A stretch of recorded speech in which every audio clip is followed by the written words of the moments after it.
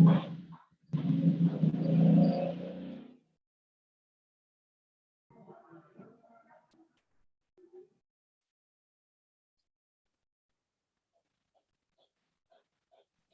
itu yang ini kita.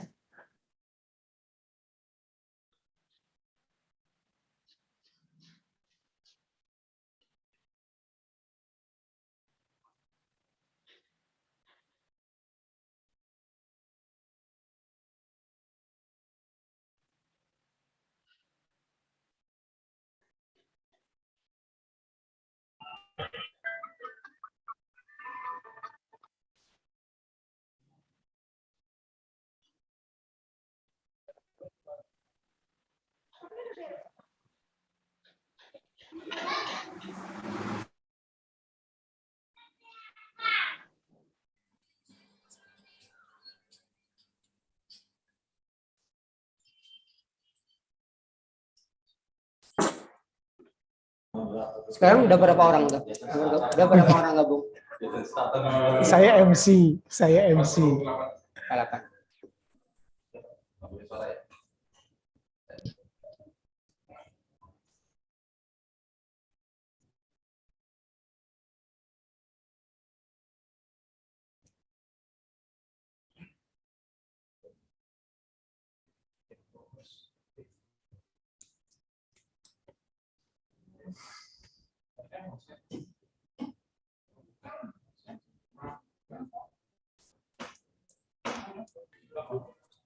Udah mau mulai? Ya. Monggo. Berarti pertama ke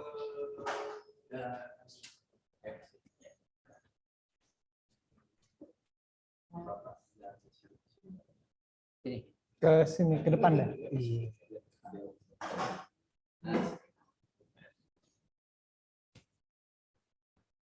Kamu nih videoin dong. Udah, nanti masuk. Oh, dimasukin.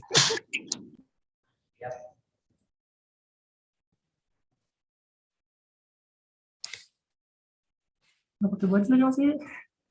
Ya.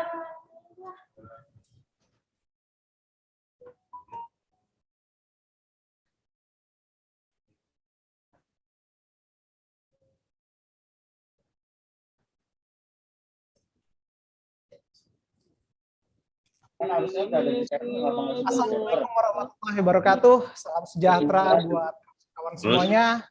Apa kabar kita semuanya? Seperti yang sudah dijadwalkan bahwa pada hari ini Asosiasi Satpam Hotel akan mempersembahkan bincang santai mengenai manajemen keselamatan kebakaran gedung yang nanti akan ada pembicara dari Pak Tasor sebagai Kepala Seksi Perencanaan Operasi dan juga nanti ada rekan saya, Bapak moderatornya Pak Supriyadi sebagai Ketua Seksi Bidang Edukasi dari Asosiasi Satpam Hotel.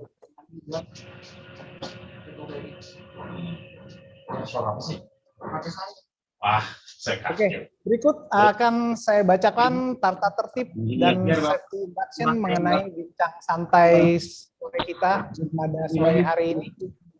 Ada beberapa hal. Yang pertama, jangan lupa untuk mengganti nama, lalu underscore instansinya teman-teman semuanya. Ya, di situ papar ada contohnya, misalkan Bapak Mas Budi, underscore propertinya masing-masing, supaya nanti kita bisa interaktif. Ya. Lalu pakaian rapi dan sopan. Jangan lupa untuk selalu nyalakan video play-nya teman-teman semuanya.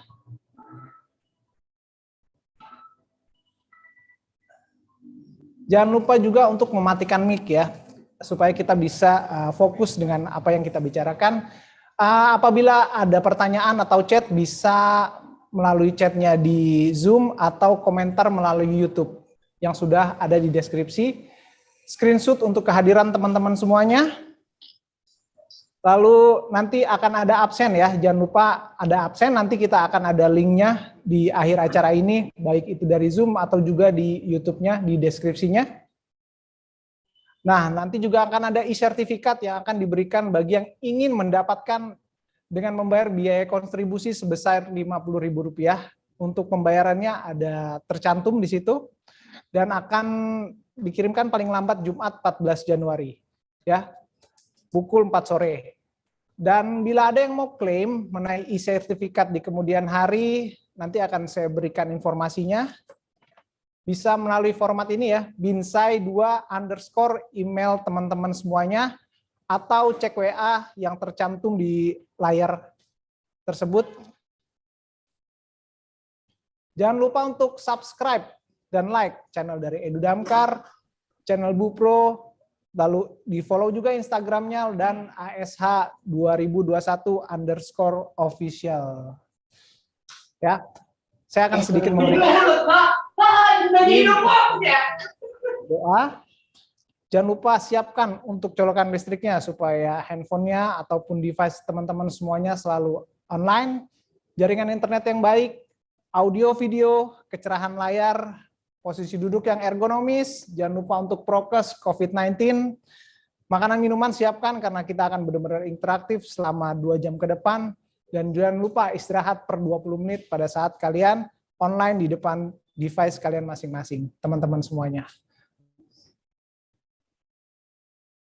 Oke, selamat menikmati webinar ini. Selanjutnya akan ada kata sambutan dari Ketua ASH, Bapak Efrizon Mazwar. Silakan Pak Efrizon. Oke, terima kasih Pak Bustami sebagai MC yang luar biasa Terima pada kasih, Pak sore hari Efrizon. ini. Ya. Assalamualaikum warahmatullahi wabarakatuh. Waalaikumsalam warahmatullahi wabarakatuh. Selamat sore, selamat sejahtera buat kita semuanya.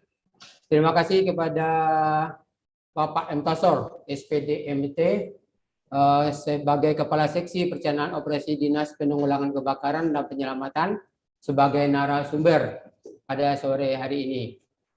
Yang kami hormati rekan-rekan ASH dan pengurus ASH, yang kami hormati semua peserta webinar pada sore hari ini.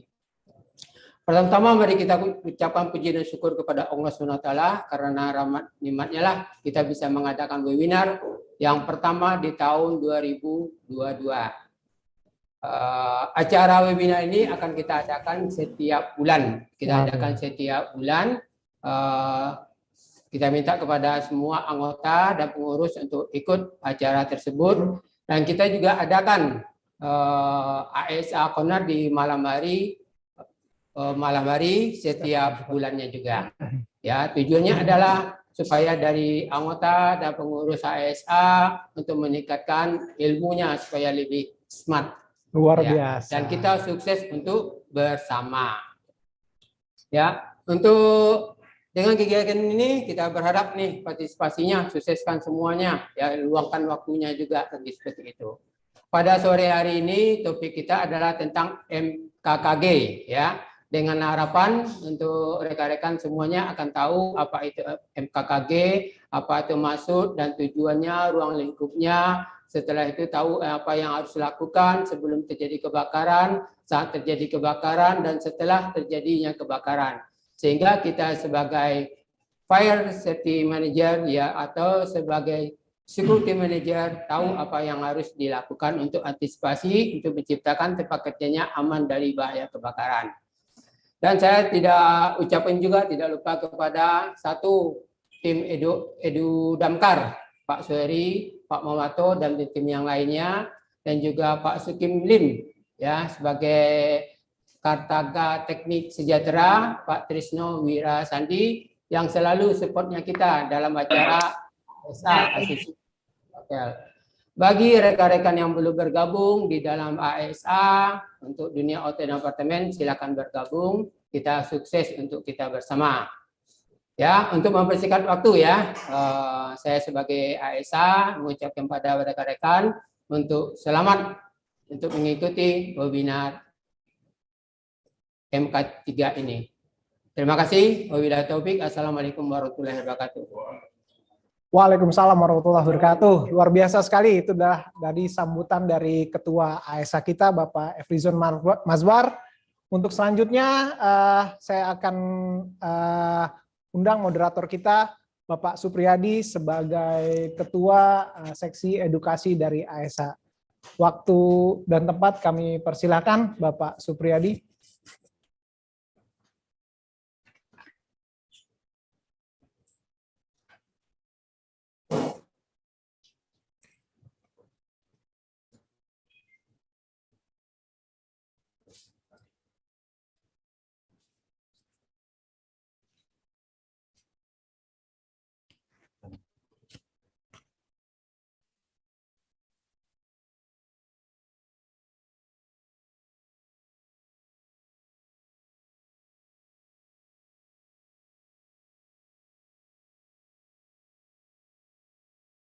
Supriyadi sebagai Ketua Bidang Seksi Edukasi dari AESA. Silakan Pak Supriyadi. Baik, terima kasih Pak Gustami. Esa, selamat sore semua. Mudah-mudahan kita semua dalam keadaan sehat walafiat. Pada sore hari ini, alhamdulillah dalam kesempatan yang baik ini, kita masih tetap melakukan aktivitas dalam rangka webinar tentang MPKG. Sebelumnya saya ucapkan Assalamualaikum warahmatullahi wabarakatuh. Salam sejahtera bagi kita semua. Mudah-mudahan kita semua saudara lingkungan Tuhan Yang Maha Kuasa. Tema kita sore hari ini adalah tentang MPKG dan pembicara kita adalah Bapak M. Tasor, SPD MMT, yang kebetulan beliau sudah hadir di tengah-tengah kita. Pak Tasor. Ya. Apa kabar Pak Tasor? Baik, Baik, alhamdulillah sehat walafiat. Semoga semuanya yang hadir di tempat ini maupun melalui Zoom semua diberikan kesehatan oleh Allah Subhanahu wa taala. Alhamdulillah. Ya, kita patut bersyukur ya, pada hari ini kita kedatangan narasumber yang luar biasa ya. Sebenarnya sih kita nggak kedatangan, tapi kami menyambangi markas Damkar DKI Jakarta yang luar biasa luas ya. Nanti rekan-rekan bisa lah next time datang kemari untuk melihat bagaimana fasilitas dan juga gedung yang sangat berkelas ya. By the way Pak Tasor ini namanya luar biasa nih. Sudah terkenal di YouTube, tapi kita sepertinya belum tahu nih artinya apa nih. Baik. Mungkin ada makna atau di balik namanya bisa dijelaskan Pak Tasor. Iya. Baik, terima kasih Pak Supri selaku moderator yang luar biasa pada kesempatan sore hari ini. Kita bisa bersilaturahim kepada seluruh jajaran yang ada di tempat ini maupun melalui Zoom meeting. Terkait dengan nama, ini tentunya bapak saya itu ngasih nama yang luar biasa memang, ya M. Tasor. Tasor itu kata bapak saya itu, itu taman, sor itu sorga. Taman, sorga, Insya Allah. luar biasa. Mudah-mudahan yang hadir di sini semuanya nanti masuk ke surga. Amin, amin, amin. Iya. Baik. Baik Pak Tasor. Siap, ya. Menyinggung materi kita pada sore hari ini adalah tentang MKKG ya, manajemen keselamatan kebakaran gedung. Sangat menarik bagi insan persekuritian, satpam, hotel terutama, di mana kita hari ini adalah pesertanya dari AESA. Apa kira-kira tujuan dari materi ini Pak Tasor? Baik. Baik, terima kasih. Ini pertanyaan yang luar biasa dan ini momen yang cukup strategis dan momen yang cukup bagus karena nanti kita bisa sharing, berbagi pengetahuan dan berbagi pengalaman terkait dengan manajemen keselamatan kebakaran gedung. Dan tentunya saya di sini bukan berarti akan menggurui, tapi kita akan sharing, ya, berbagi kenapa sih pihak pemilik atau pengelola gedung perlu membentuk suatu manajemen keselamatan kebakaran gedung. Nah, tentunya ini karena ini pesertanya ada dua substansi. Yang pertama terkait dengan para petugas pemadam kebakaran, dan yang kedua itu juga dari pemilik dan pengelola gedung, maka outputnya tentunya akan berbeda. Ya, yang pertama bagi seorang pemilik dan pengelola gedung tentunya diharapkan setelah nanti kita sedikit paparkan dapat memahami atau mengetahui dan memahami. Jadi targetnya tidak hanya sekedar mengetahui, tapi memahami bagaimana mengelola bangunan itu supaya aman terhadap kebakaran. Ini bagi pemilik dan pengelola gedung. Yang kedua, tentunya bagi petugas pemadam kebakaran yang ikut pada Zoom ini, salah satu tujuannya adalah ketika nanti pemilik dan pengelola gedung yang ada di daerah masing-masing datang ke instansi pemadam kebakaran, menanyakan, Pak, saya punya hotel, Pak, saya punya apartemen, Pak, saya punya rumah sakit.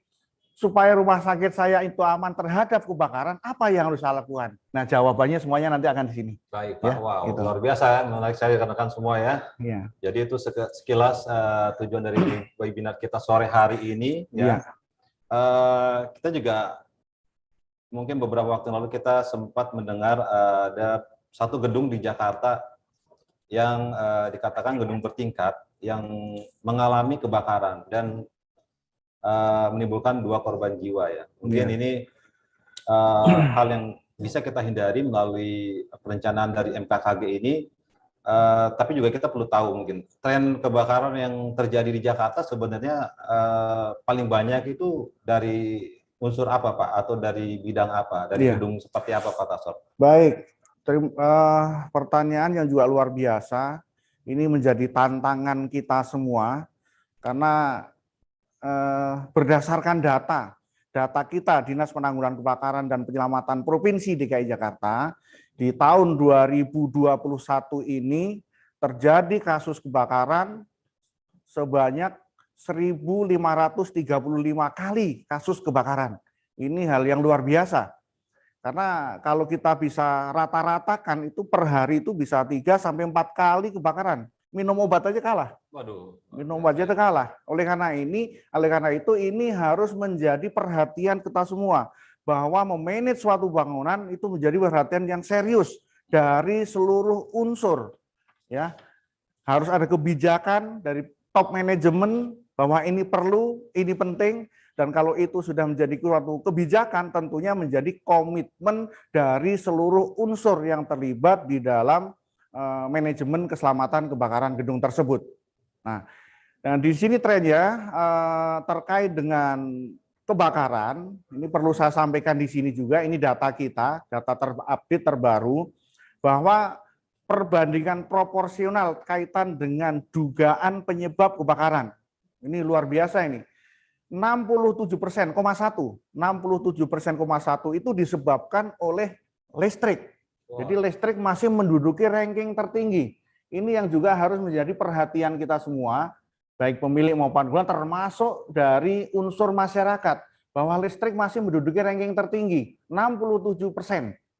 Dan tentunya ini bukan listriknya yang salah, tapi bagaimana pengelolaannya, bagaimana pemasangannya, bagaimana instalasinya, bagaimana komponen listrik itu sendiri, itu harus menjadi perhatian kita semuanya.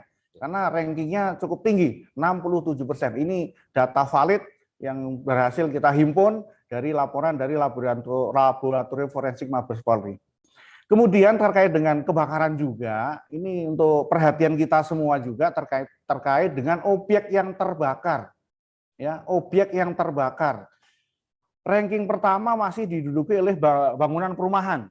Ya, baik itu perumahan di wilayah RT, RW, termasuk pemukiman padat penduduk, ini masih menduduki ranking tertinggi, yaitu 33,62%.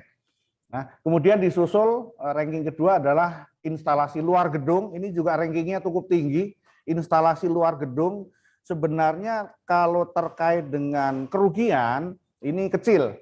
Karena luar gedung itu biasanya kabel-kabel udara, kabel-kabel di tiang listrik itu yang terbakar. Tapi ini karena sudah melibatkan kita untuk keluar operasional, oleh karena itu masuk data juga, yaitu menduduki ranking 28,08% instalasi luar gedung. Nah, kaitan dengan bangunan umum perdagangan, dalam hal ini adalah perhotelan, perkantoran, dan lain sebagainya, ini masih menduduki ranking ketiga, yaitu 17%, ya 17,85%. Ini juga harus menjadi perhatian meskipun trennya dari 2020 sampai 2021 itu masih rata-rata air, masih sama lah 17 dari tahun 2020 itu 17,87, kemudian di 2021 adalah 17,85%. Nah ini karena ini terkait dengan bagaimana pengelolaan suatu bangunan, maka ini juga harus menjadi perhatian kita semua, terutama bagi pemilik dan pengelola gedung di seluruh Indonesia. Wabil khusus karena ini datanya Jakarta, wabil khusus yang ada di lingkungan DKI Jakarta. Ini terkait dengan data yang kita miliki terupdate, ya seperti itu. Wah, luar biasa. Jadi teman-teman AESA ini perlu diwaspadai ya bahwa kita termasuk kategori tren yang tinggi juga ya di nomor 3. Betul sekali. Masih ya, termasuk 17%. Ya. Kita juga perlu antisipasi ya Pak untuk menerapkan MKKG segera mungkin ya. Saya pun yakin bahwa ini semua setelah kita penerapan bisa berjalan dengan baik, pasti akan mereduce lagi angka yang sudah timbul ya Pak. Iya, betul sekali. Kalau boleh tahu Pak, analisanya dibentuk MKKG ini apa Pak? Ya. Dasar-dasarnya Pak?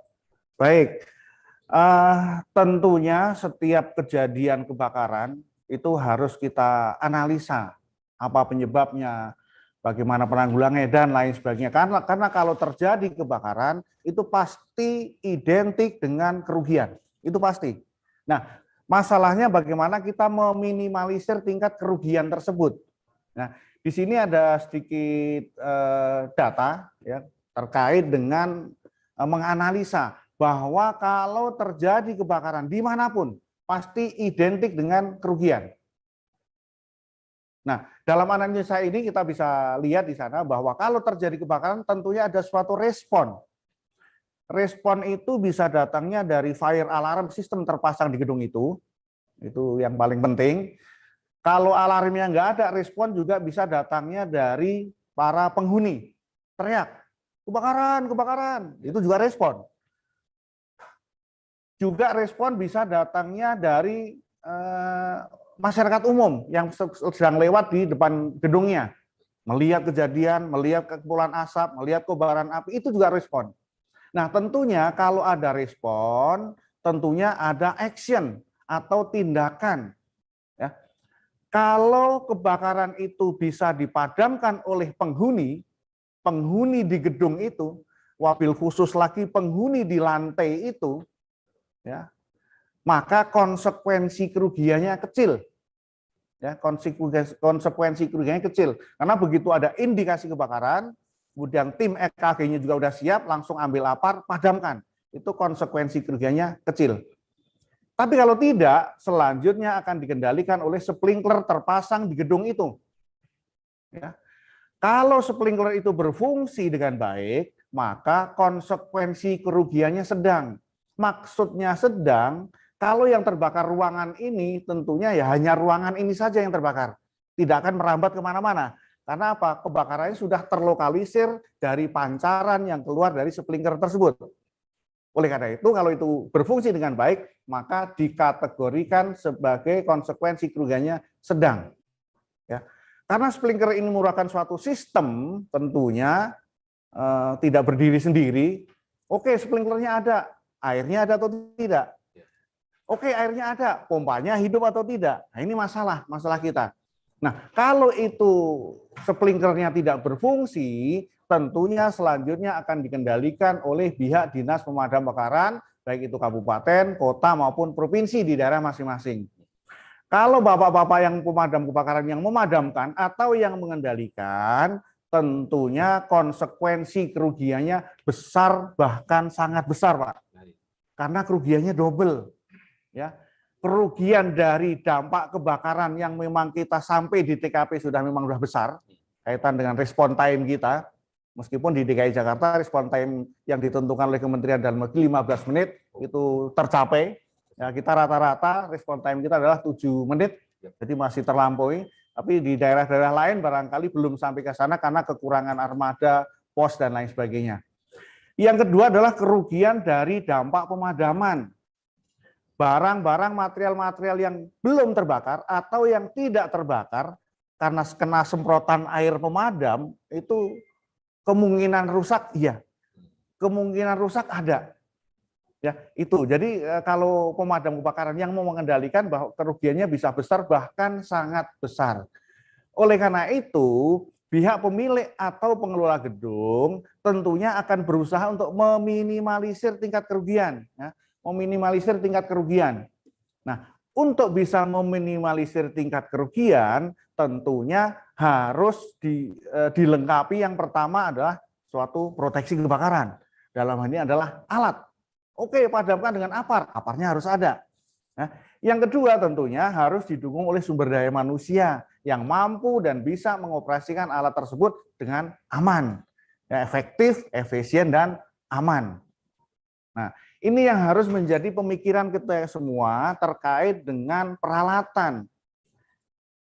Jujur, kalau boleh jujur nih di masyarakat kita itu belum siap untuk menghadapi kebakaran.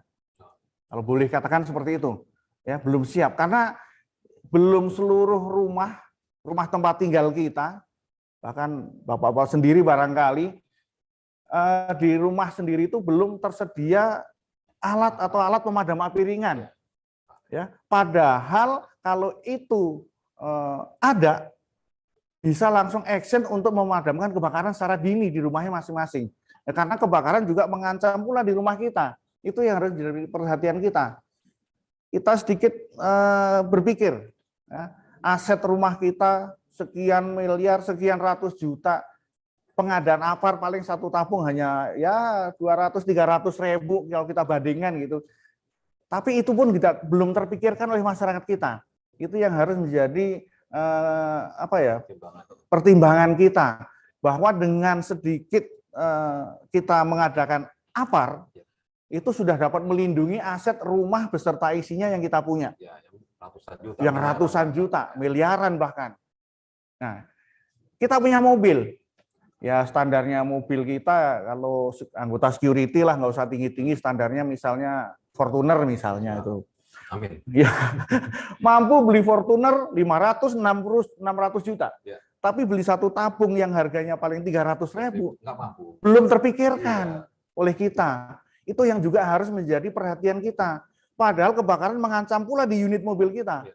Ketika konslet aki thread, kebakaran. Kalau ada apa kan tiba ambil di bawah jok, padamkan, jus, terselamatkan Fortuner kita yang 600 juta gara-gara 300.000. Ini kalau kita mau jujur, kita pun kalau belum punya, dia yang belum punya, belum siap untuk menghadapi kebakaran itu. Oleh karena itu, kembali ke analisis pohon masalah ini, bahwa terkait dengan fire safety management atau manajemen keselamatan kebakaran gedung, pihak manajemen tentunya akan meminimalisir tingkat kerugian. Untuk bisa meminimalisir tingkat kerugian, yang pertama harus didukung dengan alat. Yang kedua baru SDM-nya yang bisa mengoperasikan alat itu dengan baik. Ya, baik. Itu saya kira. Wow, luar biasa ya teman-teman AESA. Saya ingatkan kembali untuk peserta yang ingin bertanya bisa nanti menuliskan di kolom chat ya di Zoom ya ataupun di YouTube. Silahkan, nanti kita akan bacakan di sesi tanya jawab Ya. dan akan ada hadiah menarik dari AESA ya yang akan diberikan nanti dikirimkan. Baik, mengenai tadi analisis pohon masalah ya Pak, wah luar biasa ini. Jadi kita harapkan semua kita tidak sampai mengalami kerugian sangat besar ya. Ya. Yang diakibatkan bisa jadi karena pengendaliannya yang kurang bagus ya. Jangan sampai kita berpikir walaupun pemadam ada selalu siaga 24 jam, tapi kita kalau bisa seminimal mungkin jangan sampai mereka mampir ke tempat-tempat kita ya. Betul. Kecuali untuk ngopi nggak masalah ya, sekali Pak Kasar ya. Siap. Ya, Ya. kalau sampai membawa unit jangan sampai ya. Kita harapkan tidak terjadi di Setuju sekali. Ya, semua. Khususnya untuk tim AESA semua ya harus diingat jangan sampai kita mengalami kerugian sangat besar.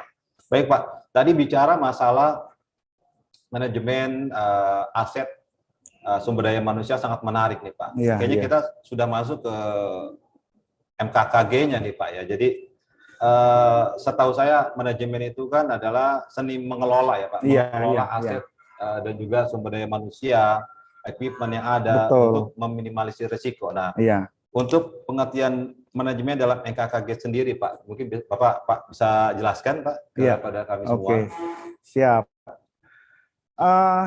Terkait dengan fire safety management. Nah, kita tidak lepas dari pemahaman pengertian tentang manajemen itu apa.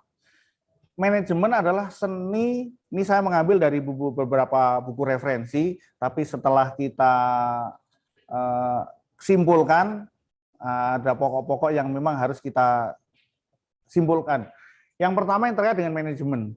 Manajemen adalah seni mengelola sumber daya yang ada di gedung itu. Ya, suatu seni mengelola dan memberdayakan sumber daya yang ada di situ sesuai dengan tujuannya adalah PUEK, planning, organizing, actuating, dan controlling. Nah, seni mengelola dan mengorganisasikan segala sumber daya. Nah, sumber daya yang memang sudah dimiliki oleh pihak manajemen, baik pemilik maupun pengelola gedung, itu yang kita kenal dengan istilah 5M. Ya, 5M. M yang pertama dan utama adalah manusia. Karena manusia ini yang akan mengendalikan fungsi manajemen tersebut. Mulai dari perencanaannya, mulai dari pengorganisasinya dan lain sebagainya. Dan ini sumber daya utama dan pertama adalah manusia. Yang kedua adalah didukung oleh uang atau anggaran. Karena segala sesuatu tanpa didukung dengan anggaran tentunya akan mengalami kesulitan. Misalnya pihak manajemen bagian safety memeriksa APAR. Ternyata APAR-nya manometernya jarumnya drop, berarti kosong. Tentunya harus direfill atau isi ulang, perlu dukungan anggaran. Ketika akan melaksanakan fungsi aplikasi dari variety management dalam rangka untuk menggiatkan seluruh sumber daya yang ada, pelatihan misalnya, fire drill misalnya, itu juga membutuhkan suatu anggaran untuk pelaksanaan dari latihan tersebut.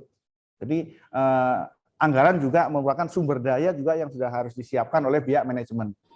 Yang ketiga adalah material dan mesin. Material dan mesin ini terkait dengan sarana proteksi kebakaran yang memang sudah disiapkan oleh pihak manajemen. Sarana proteksi kebakaran yang sudah disiapkan oleh pihak manajemen. Baik itu sarana proteksi kebakaran aktif, sarana proteksi kebakaran pasif, kemudian sarana penyelamatan jiwanya, akses mobil pemadamnya, dan lain sebagainya. Ini juga sumber daya yang harus disiapkan.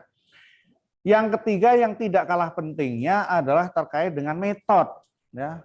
Metode itu adalah cara itu SOP. Ya, bagaimana apa yang harus dilakukan, siapa berbuat apa yang harus dilaksanakan ketika itu terjadi kebakaran. Ya, bahasa rakyatnya itu ada istilah si Adi demen babi. Ya, si Adi demen babi. Ya, si berarti siapa? Siapa orangnya? Siapa petugasnya? Berarti harus ditunjuk. Ya, siapa petugasnya? Apa yang harus dilakukan dan naiknya. Si Adi demen babi dengan apa? Berarti ratanya. Mengapa itu harus dilakukan? Ini merupakan suatu tanggung jawab moral kita semua. Ya, tanggung jawab dari seluruh unsur yang terlibat dalam manajemen gedung itu. Dari mulai big boss yang tertinggi sampai cleaning service yang paling bawah. Harus punya komitmen bahwa ini perlu, ini penting. Nah, komitmen ini sangat-sangat harus ditumbuh kembangkan. Karena kalau tidak ada komitmen tentunya tidak akan semua berjalan dengan baik. Nah, karena diakui atau tidak, langsung atau tidak bahwa perusahaan itu, gedung tersebut adalah sawah ladang dari Bapak Ibu sekalian tentunya. Kalau sampai terjadi kebakaran tidak terantisipasi, tidak tertanggulangi, kebakaran yang besar, akhirnya kolab itu. Lumbung kita habis ya. Habis lumbung kita. Padahal itu adalah sawah ladang kita, nganggur lagi kita. Kembali ke Purworejo lagi. Maco lagi. Kembali ke terminal lagi, nyopet lagi. Nah, hal-hal seperti itu, oleh karena itu harus menjadi komitmen. Mengapa itu harus dilakukan? Babi, bagaimana itu melakukannya? Berarti kaitan dengan skill, keahlian. Ya, oleh karena itu perlu adanya suatu latihan. Ya, karena latihan pemadam kebakaran itu adalah khusus, spesifik. Dia tidak hanya bisa membayangkan atau menggambarkan saja, tapi harus betul-betul action, melakukan tindakan bagaimana melakukan tugas operasional penanggulangan kebakaran. Bila mana? Bila mana berarti kapan? Nah, kapan ini terkait dengan tahapan-tahapan pelaksanaan evakuasi pada saat terjadi kebakaran. Karena kita tahu bahwa kalau kebakaran itu di bangunan tinggi, itu prosedurnya tidak boleh langsung evakuasi secara total. 30 lantai sekaligus evakuasi total, itu nggak boleh. Itu ada ketentuannya. Ya, ketentuannya adalah rumusnya adalah +2-1 dari lantai yang terbakar. Itu yang dinamakan evakuasi parsial mungkin. Parsial, evakuasi secara bertahap. Nah, karena jangan sampai evakuasi secara total, orang akhirnya justru membahayakan dari penghuni itu sendiri. Baik. Ya, itu. Baik. Karena nanti orang mati bukan karena kebakarannya, tapi karena terinjak-injak, berdesakan dan lain sebagainya. Oleh karena itu dalam metode ini, bila mananya itu adalah terkait dengan prosedur evakuasi yang harus dilaksanakan. Saya kira secara umum terkait dengan pemahaman terkait dengan apa itu manajemen seperti itu, Bang. Baik. Ya. Wah, luar biasa ya rekan-rekan semua, rekan Esa. Jadi saya paham ya, challenge kita adalah terutama ya kita harus meyakinkan pemilik gedung ya, bahwa aset mereka harus kita lindungi sehingga kita juga bisa mengajukan tadi ya M kedua yaitu money ya, karena Money, semua betul. pasti ujung-ujungnya uang ya. Iya, Kita harus mempersiapkan pelatihan-pelatihan juga menggunakan uang. Kita menyiapkan material atau mesin atau dan lain-lainnya itu juga dengan uang ya, dengan peralatan itu. Oke. Dan rekan-rekan Resa, kita juga perlu membuat SOP yang benar-benar comply dengan area kita sendiri ya. Jadi kita melakukan review area-area yang perlu kita cek ya. betul. Baik, MKKG ini adalah suatu ukuran keberhasilan kita dalam penanganan kebakaran ya. Tentunya kita harapkan ada peran dari regulator atau pemerintah dalam menerapkan aturan, Pak. Iya, Mungkin betul, Pak betul. Tasod bisa sampaikan, adakah aturan yang mewajibkan bahwa kita harus memiliki MKKG, Pak? Baik, betul sekali. Setiap apa yang kita lakukan, yang kita laksanakan tentunya harus berdasarkan regulasi yang ada. Ya, karena regulasi inilah yang mengatur terkait dengan apa-apa yang harus dilakukan, bagaimana melakukannya, dan lain sebagainya. Nah, terkait dengan Fire Safety Management atau manajemen keselamatan kebakaran gedung, khususnya di wilayah DKI Jakarta, karena saya orang DKI, jadi saya bicara regulasi DKI saja, bahwa yang pertama terkait dengan Perda. Ya, kita punya Perda, namanya Perda 8 tahun 2008. Ya, Itu DKI, Pak, ya? DKI Jakarta, ini hanya berlaku di DKI Jakarta. Perda 8 tahun 2008 ya, tentang pencegahan dan penanggulangan kebakaran di wilayah DKI Jakarta. Bahwa di dalam Perda tersebut, di sini sudah dicantumkan pemilik dan atau pengguna bangunan. Ini jelas, pemilik dan atau pengguna bangunan yang mengelola bangunan gedung. Di sini ada istilah wajib, ya, wajib membentuk manajemen keselamatan kebakaran gedung. Jadi bukan sunah lagi, sudah wajib.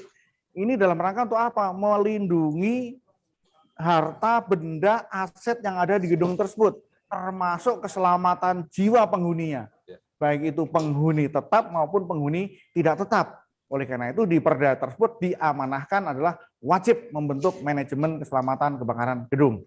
Nah, manajemen keselamatan gedung dipimpin oleh kepala dan atau wakil kepala keselamatan kebakaran gedung. Itu regulasi pertama secara makro seperti itu. Tapi secara khusus untuk di DKI Jakarta juga sudah ada namanya Pergub, ya, Peraturan Gubernur yaitu nomor 143 tahun 2016 tentang manajemen keselamatan kebakaran gedung dan manajemen keselamatan kebakaran lingkungan. Jadi regulasinya, dasar hukumnya sudah cukup jelas. Ini perlu ditekankan bahwa setiap pemilik dan atau pengguna bangunan wajib membentuk. Jadi sudah bukan sunah lagi, wajib membentuk fire safety management atau manajemen keselamatan kebakaran gedung. Itu ya. Sepintas saya lihat manajemen keselamatan kebakaran gedung ini juga memiliki kepala ya Pak ya. Idealnya, Iya, Pak, idealnya iya, agar program-programnya bisa berjalan dengan baik, dengan lancar dan tidak ada hambatan tentunya karena memiliki kewenangan yang penuh. betul. Idealnya Pak ini harus Iya, dipangku oleh seorang general manager betul. atau mungkin chief engineering atau chief Betul. security kalau Iya. di perhotelan. Ini idealnya bagusnya apa Pak? Iya. Siapapun yang akan menjabat sebagai fire safety manager yang mengelola, memimpin, memanage terkait dengan manajemen keselamatan gedung tentunya diperlukan suatu seseorang yang mempunyai kompetensi. Ini penting, ya, karena ini nanti akan mengelola, termasuk ke auditing, termasuk ke pemeriksaan proteksi kebakaran, itu adalah tanggung jawab dari fire safety manager. Oleh karena itu seorang fire safety manager harus mempunyai kompetensi yang terkait dengan itu. Nah, tentunya harus melalui pendidikan. Nah, setelah melaksanakan suatu diklat tentang fire safety manager, tentunya tidak ujuk-ujuk bisa menduduki itu, karena harus dilakukan suatu uji kompetensi oleh para asesor yang ada.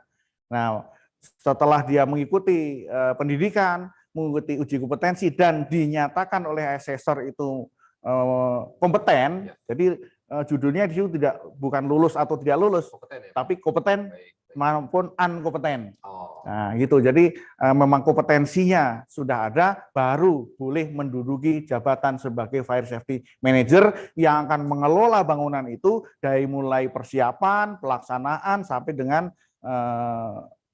pengelolaan selanjutnya. Ya, itu. Baik, rekan-rekan, nanti untuk Fire Safety Manager sesuai Pergub 143 2016 kita akan ada webinar terpisah ya. Nah, Hari iya. ini kita fokus ke MKKG. Kemudian Pak, mengenai MKKG sendiri Pak Tasor, bagaimana pelaksanaannya Pak, pengelolaan dalam hal memanage MKKG ini Pak? Ya, ini pertanyaan yang luar biasa karena sudah langsung masuk ke substansi. Baik. Ya, apa sih yang harus dilakukan oleh pemilik pengelola gedung ketika akan memanage suatu bangunan supaya aman terhadap kebakaran? Nah, tentunya di sini pihak manajemen gedung, nah, coba bahwa memanage suatu bangunan supaya aman terhadap kebakaran itu dilakukan pada 3 kurun waktu. Ya, bahwa untuk memanage suatu bangunan supaya aman terhadap kebakaran itu dilakukan pada 3 kurun waktu ini. Yang pertama adalah sebelum terjadi kebakaran. Apa yang harus dilakukan oleh pihak manajemen? Nah, nanti akan saya rinci nanti ya.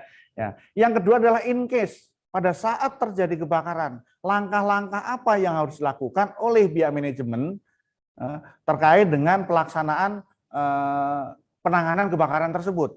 Nah, in case. Dan yang ketiga adalah post fire control atau pasca kebakaran. Setelah terjadi kebakaran, pihak manajemen apa yang harus dilakukan? Nah, tentunya 3 hal ini adalah satu kesatuan yang tidak bisa dipisahkan oleh pihak pemilik atau pengelola gedung yang tadi dikomandani oleh Fire Safety Manager untuk mengelola bangunan itu supaya aman kebakaran. Baik. Itu sebelum, pada saat maupun pasca. Baik, Pak. Nah, itu satu kesatuan utuh. Ya, baik, ini gitu. menarik sekali rekan-rekan saya. Jadi ada 3 tahapan ya, 3 tahapan dari pengelolaan MKKG ya, di mana kita bisa lihat ada pre-fire control, in-case fire control, dan post-fire control. Nah, ini dalam pre-fire control, Pak, apa saja langkah-langkah atau aktivitas yang kita harus lakukan sehingga kita bisa meminimalisir risiko itu, Pak? Iya. Baik. Seperti yang saya katakan tadi, bahwa sebelum terjadi kebakaran, itu ada beberapa hal yang perlu kita lakukan, ya, yang kita sebut dengan pre-fire control. Yang pertama, pihak manajemen yang harus dilakukan adalah adanya suatu kebijakan, ya, kebijakan dan komitmen. Di awal tadi sudah saya sampaikan bahwa kebijakan ini datangnya dari top manajemen, dari bos kita, bos tertinggi kita. Kalau beliau sudah mempunyai kebijakan, tentunya harus menjadi komitmen kita semua. Dari seluruh jajaran harus melaksanakan itu, bahwa ini perlu, ini penting, ini perlu dianggarkan, ini perlu dilaksanakan, latihan secara kontinu, itu adalah kebijakan. Dan selanjutnya menjadi komitmen kita semuanya. Semua harus melalui pelaksanaan semuanya.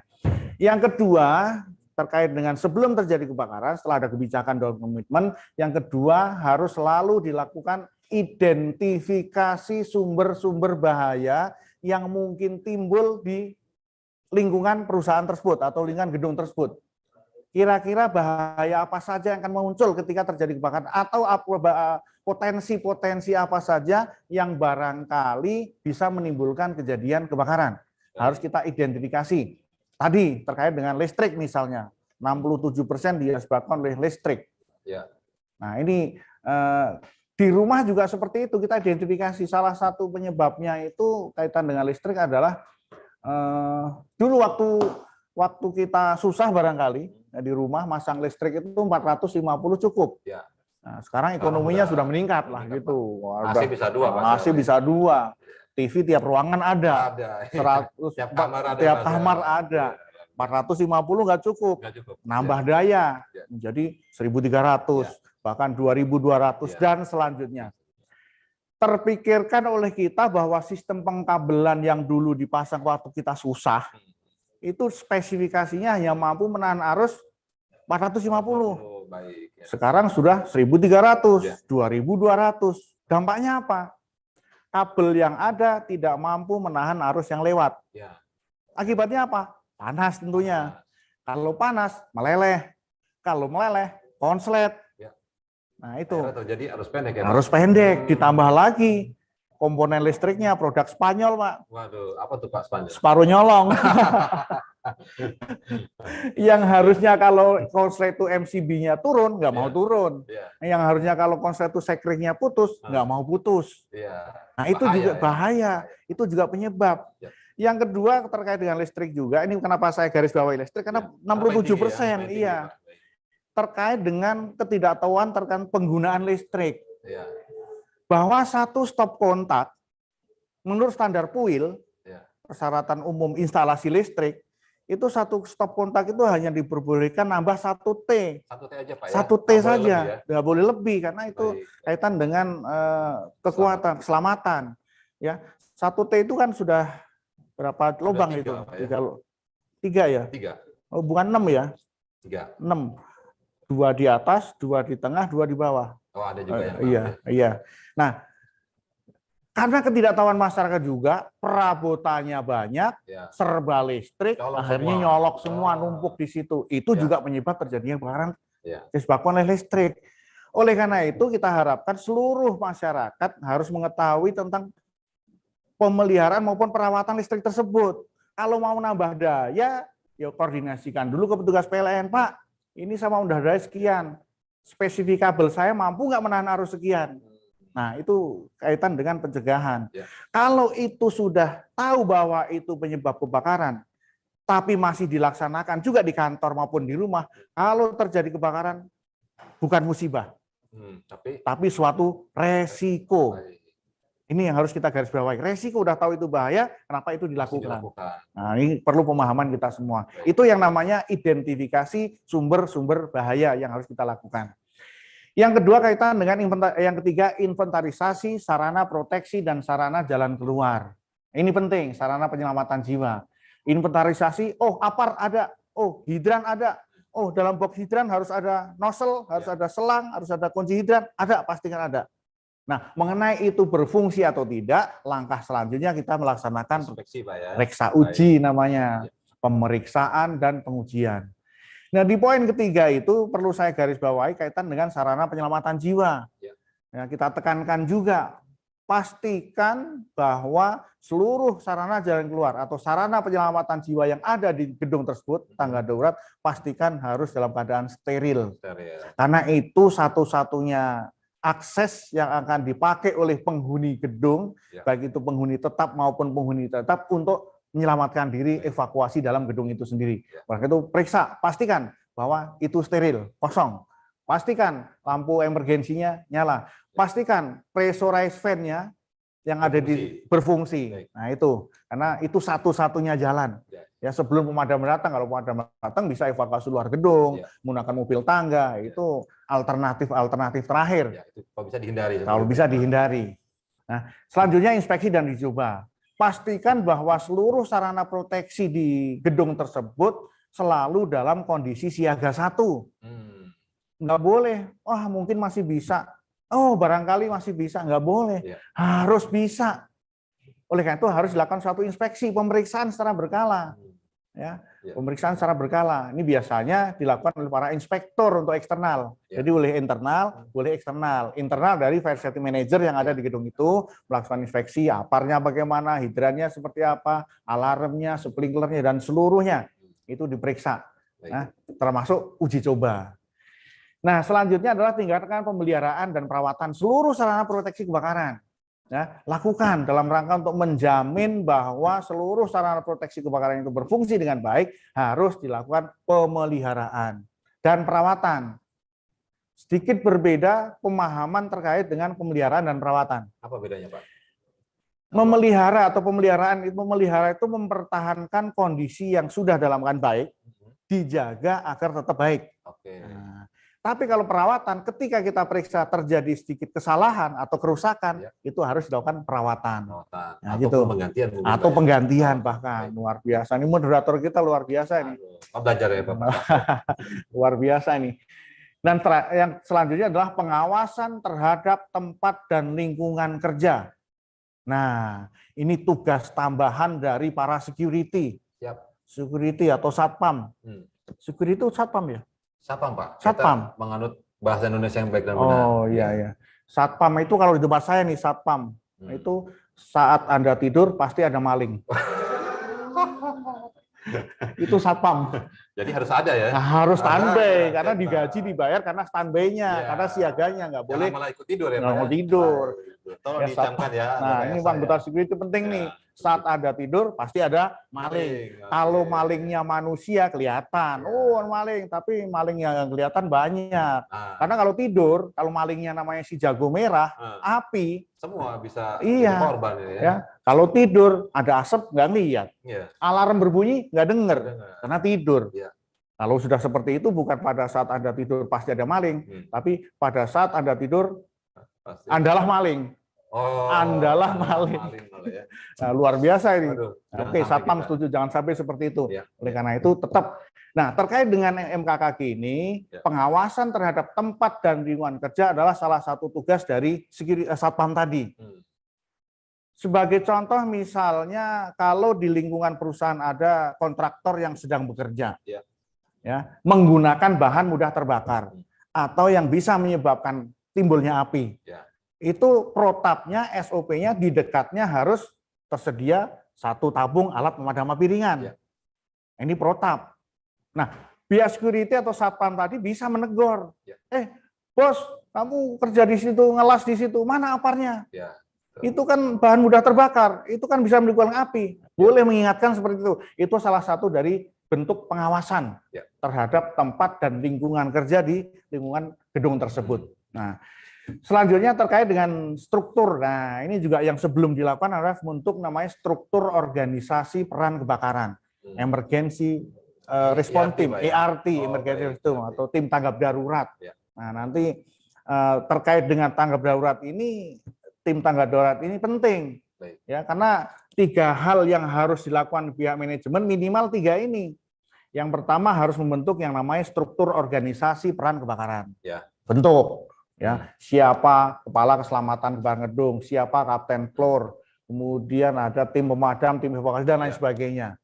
Nah, setelah ada strukturnya, yang kedua harus ditunjuk siapa petugasnya, ini penting. Jangan hanya struktur saja, orangnya nggak ditentukan. Nanti Terjadi kebakaran, kabur semua, nggak ada yang tanggung jawab secara moral, karena tidak ditunjuk. Makanya yang kedua harus ditunjuk siapa petugasnya. Dan yang ketiga, petugas yang sudah ditunjuk tadi tentunya harus dilatih. Ada bahasa tempat saya itu Purworejo itu the man behind the gun. Wah, keren sekali nih bahasanya, Pak. Manusia itu di belakang senjata. Apa gunanya disiapkan sarana proteksi kebakaran yang lengkap, tapi kalau tidak dijunjung dengan SDM yang baik, yang kompeten, ya tidak akan berdaya guna dengan baik. Makanya 3 hal ini harus dibentuk struktur organisasinya, tunjuk siapa petugasnya, petugasnya harus dilatih. Yang ditunjuk sebagai tim pemadam, ya harus pernah latihan pemadaman dengan APAR, latihan pemadaman dengan hidran, dan lain sebagainya. Yang ditunjuk sebagai tim evakuasi, penyelamatan, rescue, harus tahu bagaimana prosedur penggunaan breathing apparatus misalnya, bagaimana pencarian pertolongan korban dalam ruangan. Yang ditunjuk sebagai tim first aid misalnya, MFR, medical first responder, harus bagaimana melakukan bantuan hidup dasar, resusitasi jantung paru, pembalutan, pembedaian, dan lain sebagainya. Itu nanti kalau dikupas banyak banget itu. Nggak cukup waktunya. Nggak cukup. Oleh karena itu minimal. Jadi latihan ini penting. Ironi menempatkan diri seseorang pada suatu tugas tertentu atau jabatan tertentu kalau tidak dibekali dengan knowledge and skill. Betul sekali, Pak. Pengetahuan dan keterampilan ini mutlak. Nah, ini juga penting nih kaitan dengan struktur organisasi tadi. Baik. Struktur organisasi yang dibentuk tadi, rekrutmen sudah saya jelaskan, pelatihan iya, penyuluhan kepada penghuni dan visualisasi kepada seluruh penghuni ini penting. Perusahaan atau gedung punya SOP, punya protap, dan lain sebagainya. Tapi kalau itu tidak disosialisasikan kepada seluruh penghuni, percuma. Bagus dibuat, tapi kalau hanya masukkan laci saja, ya percuma. Oleh karena itu sosialisasi dan visualisasi kepada seluruh penghuni itu penting. Karena seluruh SOP, seluruh prosedur yang dibuat oleh pihak manajemen gedung tentunya seluruhnya harus mengetahui tentang itu. Ya, harus disosialisasikan. Oleh karena itu dilakukan suatu penyuluhan dan lain sebagainya. Selanjutnya juga terkait ada gambar situasi rute penyelamatan. Nah, ini penting. Ya, rute penyelamatan. Kemudian ini evacuation plan gitu, Pak. Iya, petunjuk arah harus jelas. Ya. harus ini cerita Pak ya. mungkin. betul. Ini karena ini memberikan suatu panduan Ya. kepada seluruh penghuni untuk lari kemana, Ya. harus melalui lewat mana dan lain sebagainya. Baik. Nah, kemudian juga menyusun rencana tindakan keadaan darurat. Ini juga namanya RTDK. Nanti sedikit aku kupas di in case-nya. Baik. Dan terakhir tentunya seluruh SOP dan lain sebagainya yang tadi dia dibuat harus kita geladikan, Baik. harus kita simulasikan. Ya, bagaimana penanganan awal terhadap kebakaran oleh pihak internal gedung.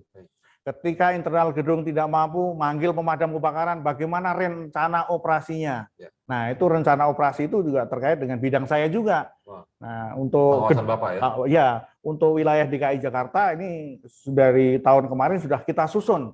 Dan harapannya seluruh gedung yang ada di wilayah Jakarta akan kita buatkan RENOP-nya, rencana operasinya.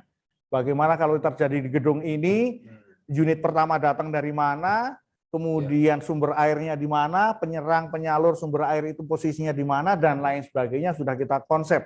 Nah, sekarang yang sedang kita susun baru tahap untuk gedung pemerintah. Oh, baik. Gedung Swasta pemerintah. belum masuk ya Pak? Tahun ini, insya Tahun ini, Allah, baik. tahun ini kita merambah. Gedung pemerintah sudah kita buat renopnya, baik itu rumah sakit, perkantoran, kemudian PD Pasar Jaya, termasuk rumah sakit tipe B yang di kecamatan-kecamatan itu juga kita buat renopnya. Baik. Tahun ini insya Allah targetnya seluruh gedung DKI Jakarta yang Wow. 900 sekian akan kita buatkan renopnya, karena untuk menjadi pedoman kita, Ya. gambaran kita terkait dengan rencana operasi yang kita laksanakan. Baik. Dan ini tahap finishing ini untuk MRT, karena kita ada 13 stasiun MRT kita, sudah kita buatkan RENOP-nya, Renopnya Pak ya. tahap finishing sekarang, karena ini termasuk angkutan publik yang menjadi kebanggaan Jakarta, Ya. maka kita buatkan RENOP-nya juga terkait dengan penanganan kebakaran, termasuk banjir ketika di stasiun MRT Jakarta ini terjadi insiden. Oh, Nah, baik. itu. Jadi semua itu output-nya harus kita geladikan Baik. untuk implementasi dari prosedur yang sudah dibuat untuk bahan evaluasi kita semuanya. Baik. Itu beberapa hal yang terkait dengan pre. Jadi Baik, cukup Pak. panjang itu. Iya, luar Ya, biasa ya Pak cukup ya. panjang, Di ya. file control ini juga saya kutip sedikit yang perlu digarisbawahi adalah dalam pencegahan ini kita perlu melakukan gladi Pak ya. Iya, Benar-benar betul. serius ya Pak. Iya, betul. Dan juga menarik bahwa nanti ke depan gedung-gedung kita juga akan direview oleh Pak Tasor nih. Kita Iya. tidak perlu tahu karena Iya. sebagai anggota ASH atau Chief Security Hotel, kita juga sering mengalami asesmen dari perusahaan-perusahaan bonafit ya, yang dimana mereka akan tanya itu Iya. berapa jarak yang dibutuhkan pemadam datang ke tempat kita, kemudian fasilitasnya dari mana, dari pos mana, kita perlu tahu. Jadi rekan-rekan jangan bosan untuk terus mengikuti Edu Damkar ya rekan-rekan ya. Follow subscribe ininya apa channelnya Pak ya. Betul, Oke, iya. baik. Mungkin nanti kita bisa bikin webinar series berikutnya ya mengenai ini Pak Tasor ya. Iya, Luar iya. biasa ini. Iya. Mudah-mudahan Setuju sekali, terrealisasi, karena pengetahuan itu harus tetap terus diupdate. Ya. Supaya kita tetap menjaga kompetensi kita. Ya. Kalau tidak kita update lagi, nanti jadi unkompeten lagi. Pak. Ya. Ya, apalagi Satpam ini sebagai garda terdepan Ya. kaitan dengan safety and security. Betul, betul. Luar biasa. Luar biasa. Tapi insya Allah nggak Berat usah juga, Pak, ya? berat juga. Tapi insya Allah Kepanjangan Pak Tasor. iya juga betul nih. sekali. Ya. Karena garda terdepan adalah Satpam itu. Oleh karena itu insya Allah lah kalau memang didasari dengan niat yang baik, keikhlasan untuk pelaksanaan tugas dan lain sebagainya, insya Allah itu dicatat oleh Allah Subhanahu wa Taala sebagai amal Amin, ibadahnya. amin, amin. Dan kalau masuk surga nanti nomor 2 lah. Amin. Ya, itu kita udah dibagi. Iya, iya, yang pertama kan saya dulu Iya, kan, masuk iya surga, makan kan? dulu. Nanti Satpam baru kedua. Ya, Yang penting masuk surga Pak. masuk surga. Amin. Oleh karena itu terkait dengan tugas dan tanggung jawab seorang Satpam ini luar biasa. Insya Allah semua yang dilakukan bernilai ibadah. Amin. Oleh karena itu setiap piket, setiap mau jaga, niatkan di dalam hati. Niatkan untuk ibadah. Niatkan untuk menjaga aset. Niatkan untuk menjaga suatu keselamatan penghuni. Itu selama 1 kali 24 jam atau sip 1, sip 2, sip 3 itu dicatat sebagai amal ibadah kita. Amin. Luar biasa. Luar biasa. Seperti yang sering saya sampaikan, apapun profesinya adalah kerjaku adalah ibadahku. Ya. Nah, Nah, itu. kita niatkan dulu ya. Pak Niatkan Tasor, ya. dulu. Innamal amalu binniat. Wes luar Amin. biasa. Luar biasa lah. Nah, belum sampai lah ilmunya, Jadi, belum sampai itu. Kita juga dapat ini di wejangan dari Iya. Pak Tasor, luar biasa ya Iya. rekan-rekan. Menarik sekali untuk step pre fire control ya Pak. Iya. Mungkin sekarang kita masuk ke in case fire ya Pak ya. Jadi Iya. bagaimana langkah-langkah ketika kita mengalami kebakaran ya Pak. Betul. Yang kita sebenarnya nggak harapkan terjadi ya. Iya. Tapi kita perlu tahu dan wajib untuk melakukan tahapan-tahapan ya Pak Tasawuf. Iya. Baik Pak. Baik. Tadi di awal saya sampaikan bahwa bagaimana memanage suatu bangunan itu harus dilakukan pada 3 kurun waktu. Yang pertama adalah sebelum, yang kedua adalah pada saat atau in case, yang itu pasca. Itu adalah satu kesatuan yang tidak terpisahkan. Sebelum terjadi kebakaran tadi sudah saya jelaskan secara umum karena detailnya nanti ada di materi secara khusus. Tapi secara umum juga terkait dengan in case pada saat terjadi kebakaran, pihak manajemen harus membuat namanya fire emergency plan atau rencana tindakan yang harus dilakukan ketika terjadi kebakaran. Baik. Ya, yang kita sebut dengan SOP atau protap atau prosedur darurat dan lain sebagainya. Nah, membuat suatu SOP atau prosedur terkait dengan emergency plan, rencana tindakan keadaan darurat, itu dimulai dari detektor, itu mendeteksi adanya indikasi kebakaran. Ditandai dengan alarm berbunyi. Kalau alarm berbunyi, ada beberapa hal yang harus segera dilakukan. Respon ya Pak ya. Yang pertama harus cek ya, alarm palsu atau alarm beneran atau indikasi kebakaran. Ya. Yang kedua setelah cek, yang kedua langsung diumumkan kepada penghuni. Meskipun alarm belum tentu kebakaran, tapi alarm identik dengan bahaya. SOP-nya penghuni harus segera diberitahu. Apapun hasil pengecekan itu. Melalui paging system yang ada. Ting tong misalnya gitu. Mohon perhatian, telah terjadi alarm di Hotel A. Kami mohon penghuni diharap tenang, petugas kami sedang mengadakan pengecekan. Nah, itu untuk memberikan informasi kepada penghuni di gedung itu bahwa terjadi alarm. Kesiagaan juga kesiapsiagaan. Nah, setelah diadakan pengecekan, ternyata benar terjadi kebakaran, tentunya langsung action. Langkah berikutnya melakukan upaya pemadaman, lokalisir dengan peralatan yang tersedia di gedung itu, atau bahkan di lantai itu. Oleh siapa? Oleh penghuni. Wabil khususnya penghuni yang mana? Penghuni yang sudah ditunjuk oleh manajemen untuk menjadi tim pemadam di lantai tersebut. Karena idealnya terkait dengan struktur organisasi tadi, bahwa setiap gedung, setiap lantai harus dikepalai seorang kapten floor atau kepala peran kebakaran lantai. Floor warden. Tiap-tiap lantai, kapten floor tadi atau floor warden tadi akan membawahi beberapa regu, ada regu pemadam, regu evakuasi, regu P3K. Nah, ini kita harapkan juga diimplementasikan benar, karena jangan mengandalkan 100% kepada satpam. Satpam kan adanya di posko. Di posko depan sana, kebakaran lantai 20. Berapa lama respon time satpam lari sampai lantai 20? Kebakarannya keburu besar. Oleh karena itu, tim pemadam di lantai tersebut yang harus action, padamkan. Nah, dari sini kapan saat menghubungi kita, pihak Dinas Penanggulangan Kebakaran dan Penyelamatan. Nah, saya beberapa skenario memang sudah dibuat oleh manajemen perusahaan, kadang-kadang agak kurang pas. Karena dia nunggu besar dulu, nunggu nggak mampu ditangani internal dulu, baru telepon. Itu salah. Itu salah. Ya, kalau memang alarm berbunyi, dilaksanakan pengecekan, ternyata betul terjadi kebakaran, langsung secepatnya hubungi kita.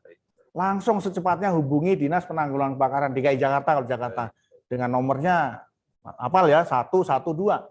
Nah, 112 itu penting. Nah, ya, call center kita termasuk itu 112 Jakarta Siaga 112. Nah, itu 1 kali 24 jam lah. Ini penting karena jangan sampai menunggu nggak berhasil dulu baru telepon. Telat sekali karena respon time kita kan perlu ada suatu perjalanan, kesiapan. Terutama kalau terjadi mungkin di area office hour Pak ya, traffic Jakarta luar biasa kan Pak. Jam-jam kerja itu luar biasa. Nah, padamkan, ya, langkah sungguh padamkan, lokalisir. Pemadam pertama diawali dengan menggunakan APAR. APAR nggak mampu, baru hidran.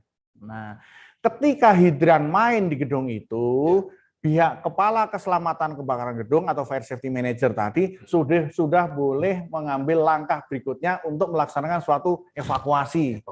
Evakuasi ini penting. Jadi diasumsikan kalau hidran itu sudah main, apinya sudah relatif lebih besar. Oleh karena itu harus segera diambil keputusan. Harus lakukan suatu evakuasi tadi Pak Moderator sampaikan secara parsial, secara bertahap. Plus 2 min 1 dari lantai yang terbakar, itulah tahap pertama. Ya, setelah itu evakuasi berjalan. Nah, pada saat evakuasi itulah tim evakuasi akan bekerja. Tugasnya apa? Menggiring, memandu, mengarahkan untuk seluruh penghuni untuk menggunakan atau melewati tangga darurat yang terdekat. Termasuk ingat jangan menggunakan lift. Itu penting. Betul, dicatat ya. Jangan menggunakan lift, meskipun anggota satpam semuanya udah tahu lah seperti itu, udah luar kepala, kadang-kadang luarnya lagi gitu. Ya, itu. Nah, pada saat pembuatan fire emergency plan ini juga bisa disimulasikan juga. Di situ ada rescue, ada P3K. Bisa disimulasikan atau dibuatkan skenario, ada orang yang terjebak, ada orang yang mengalami luka, cedera. Nah, bagaimana tim rescue itu melaksanakan pertolongan penyelamatan? Bagaimana tim P3K itu melaksanakan suatu pertolongan? Nah, itu penting, perlu disimulasikan pada saat membuat skenario itu. Karena apa? Prinsipnya adalah implementasi dari prosedur yang sudah dibuat. Prosedurnya bagus, tapi pada saat gladi itu petugasnya bisa nggak melaksanakan itu masalahnya. Dan itu harus digladikan, harus kita simulasikan. Karena kita lihat nanti dari simulasi kita lihat, oh tim pemadamnya oke, bagus, sudah bisa melaksanakan. Oh tim 3-nya masih ragu-ragu. Oh penghuninya kelihatan panik pada lari-larian. Itu bisa kita evaluasi dari gladi tersebut. Ya. Sampai terakhir seluruh penghuni kaitan dengan emergency plan ini adalah berkumpul di tempat berhimpun atau namanya kita sebut dengan istilah assembly point. Ada yang menamakan master point. Titik kumpul, tempat berhimpun, podo ae lah, nggak ada masalah itu. Di situ. Nah, apa yang harus dilakukan di situ tempat berhimpun? Nah, ini penting juga. Biasanya gladi oke, gladi, tapi inventarisasi penghuni kadang-kadang dilewatkan, padahal itu penting. Ya, untuk mengetahui lantai sekian ini, lantai 10 penghuninya 100, yang ada di assembly point 99, yang satu kemana? Nah, itu harus diinformasikan. Informasikan ke petugas kita ketika datang sampai di TKP, kita akan nanya pasti, udah semua datang, SOP-nya sudah akan nanya ke pihak manajemen gedung, bagaimana status evakuasinya. Ketika ada informasi, Pak, lantai 10 masih kurang 1 ini. Nah, kita yang akan melakukan suatu sweeping, ya, search and rescue-nya, penyelamatannya. Itu sudah tugas kita itu. Ya, tugas kita. Itu jadi dalam rangka untuk menginventarisasi seluruh penghuni dan meyakinkan bahwa penghuni sudah ada di tempat berhimpun secara keseluruhan. Dan itu yang harus kita diinformasikan kepada petugas kita. Ya, itu kaitan dengan in case pada saat terjadi kebakaran. Ya. Wah, luar biasa ya teman-teman ESA, sangat menarik ya. Tapi kita masih banyak materi, tapi waktu kita tersisa 15 menit ya, teman-teman ESA ya. Sebelum kita masuk ke sesi tanya jawab. Baik, kita percepat Pak Tasor. Untuk langkah ketiga adalah post fire control ya Pak. Iya. Apa maksudnya Pak? Dan bagaimana tahapannya Pak? Betul. Nah, satu kesatuan yang terakhir adalah kaitan dengan pasca terjadi kebakaran. Apa yang harus dilakukan oleh pihak manajemen? Yang pertama, pihak manajemen harus melakukan suatu investigasi internal. Kenapa sih kok bisa terjadi kebakaran? Kenapa sih kok pada saat terjadi kebakaran kok nggak ada yang memadamkan? Misalnya itu berdasarkan investigasi. Oh enggak Pak, waktu itu ada yang memadamkan kebakaran. Satpam sudah bergerak semua, tapi aparnya nggak berfungsi. Tapi hidrannya nggak ada airnya. Nah, temuan kita analisa. Oh, berarti pengisian aparnya nggak benar nih.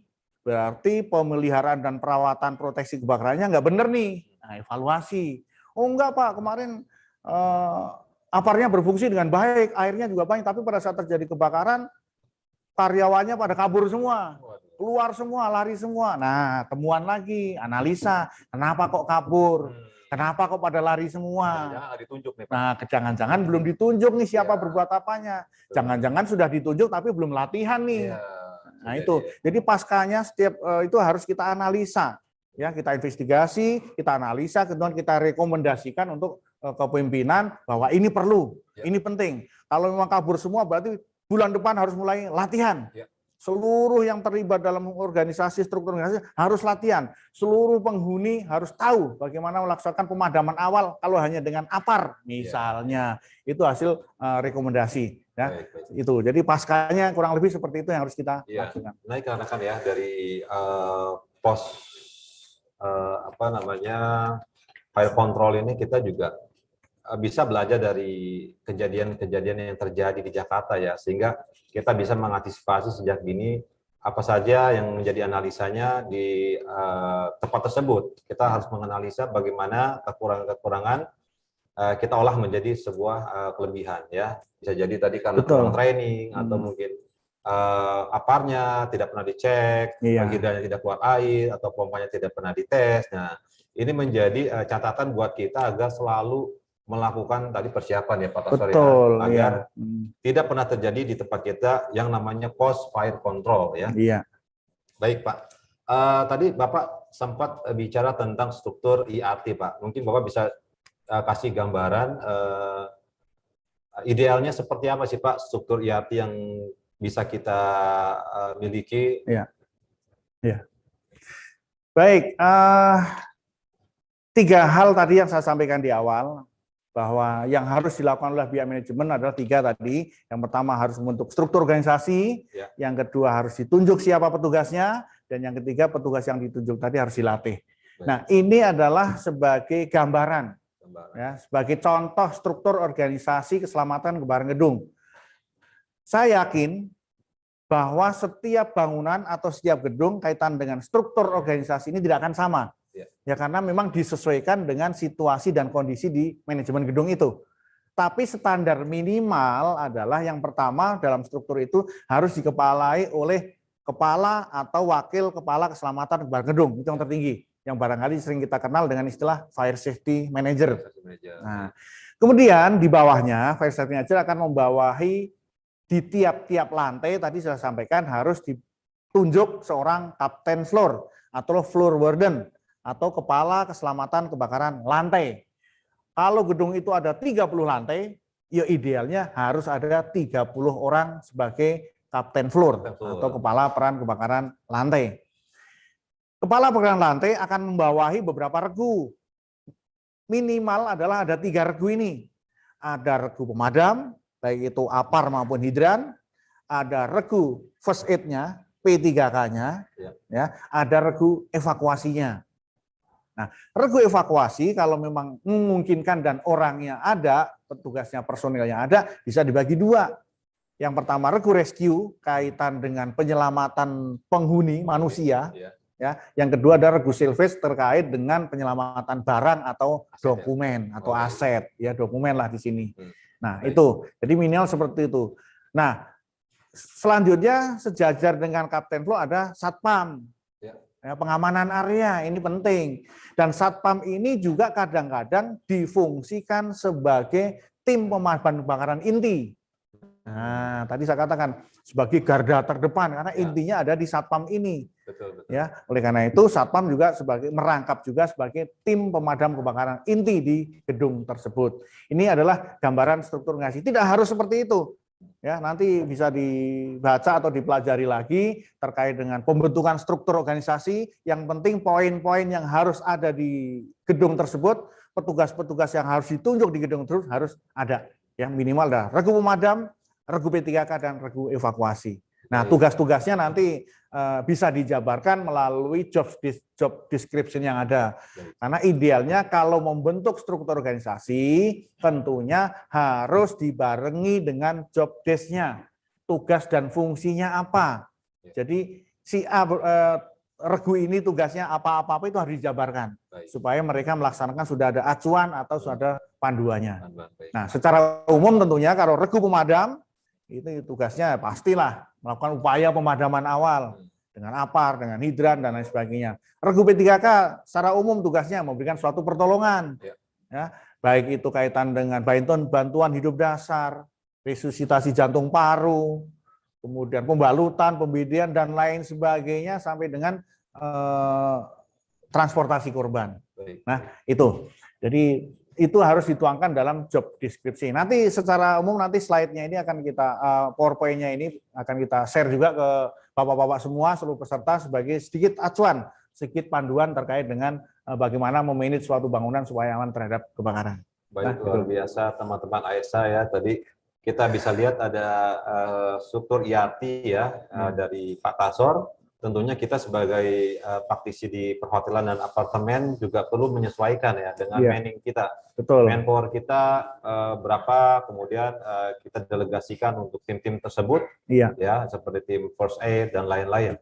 Yang paling challenge adalah ketika kita menghadapi situasi di malam hari, sehingga penting Pak Tasor untuk kita melakukan drill di malam hari ya, karena keterbatasan manpower di malam hari ini menjadi challenge ya buat kita, dan kita perlu sampaikan kepada manajemen, dalam hal ini general manager untuk perhotelan dan apartemen ya, sehingga ada awareness dari sisi manajemen ya Pak. Ya, betul sekali. Mendapatkan struktur organisasi yang paling ideal buat kita ya. Kan nanti bisa di-review. Baik Pak, kita lihat bahwa peserta kita adalah di antaranya juga ada beberapa unsur di luar AESA Pak. Jadi ada masyarakat umum yang mengikuti webinar ini Pak. Mungkin Bapak bisa memberikan sedikit masukan atau tahapan atau clue bagaimana tindakan yang dilakukan apabila masyarakat ini menemukan kebakaran atau ada api Pak. Bapak bisa kasih masukan. Ya, bagus. Betul sekali. Kaitan dengan in case atau pada saat terjadi kebakaran itu sudah harus tergambarkan oleh setiap penghuni yang berada pada suatu bangunan. Ya, timbulnya kepanikan pada diri seseorang, karena kalau terjadi kebakaran pasti yang akan muncul adalah panik. Ya, timbulnya kepanikan pada diri seseorang karena orang tersebut belum tahu, bahkan tidak tahu apa yang harus dilakukan, belum terprogram di sini. Oleh itu saya tekankan pada seluruh jajaran, terutama para anggota Satpam. Ketika berada pada suatu tempat yang belum kita ketahui situasi dan kondisinya, begitu sampai kita harus pelajari dulu. Situasinya seperti apa, kondisinya seperti apa, akses jalan keluarnya kemana, exit di mana, tangga darurat di mana. Itu untuk menghindari tingkat kepanikan kita. Kan nggak lucu kalau Satpam panik, nggak tahu lari duluan. Mereka itu harus dipelajari dulu. Ya. Di mana exit, di mana tangga darurat itu. Jadi dipelajari dulu karena timbulnya kepanikan pada seorang karena orang tersebut belum tahu, bahkan tidak tahu apa yang dilakukan.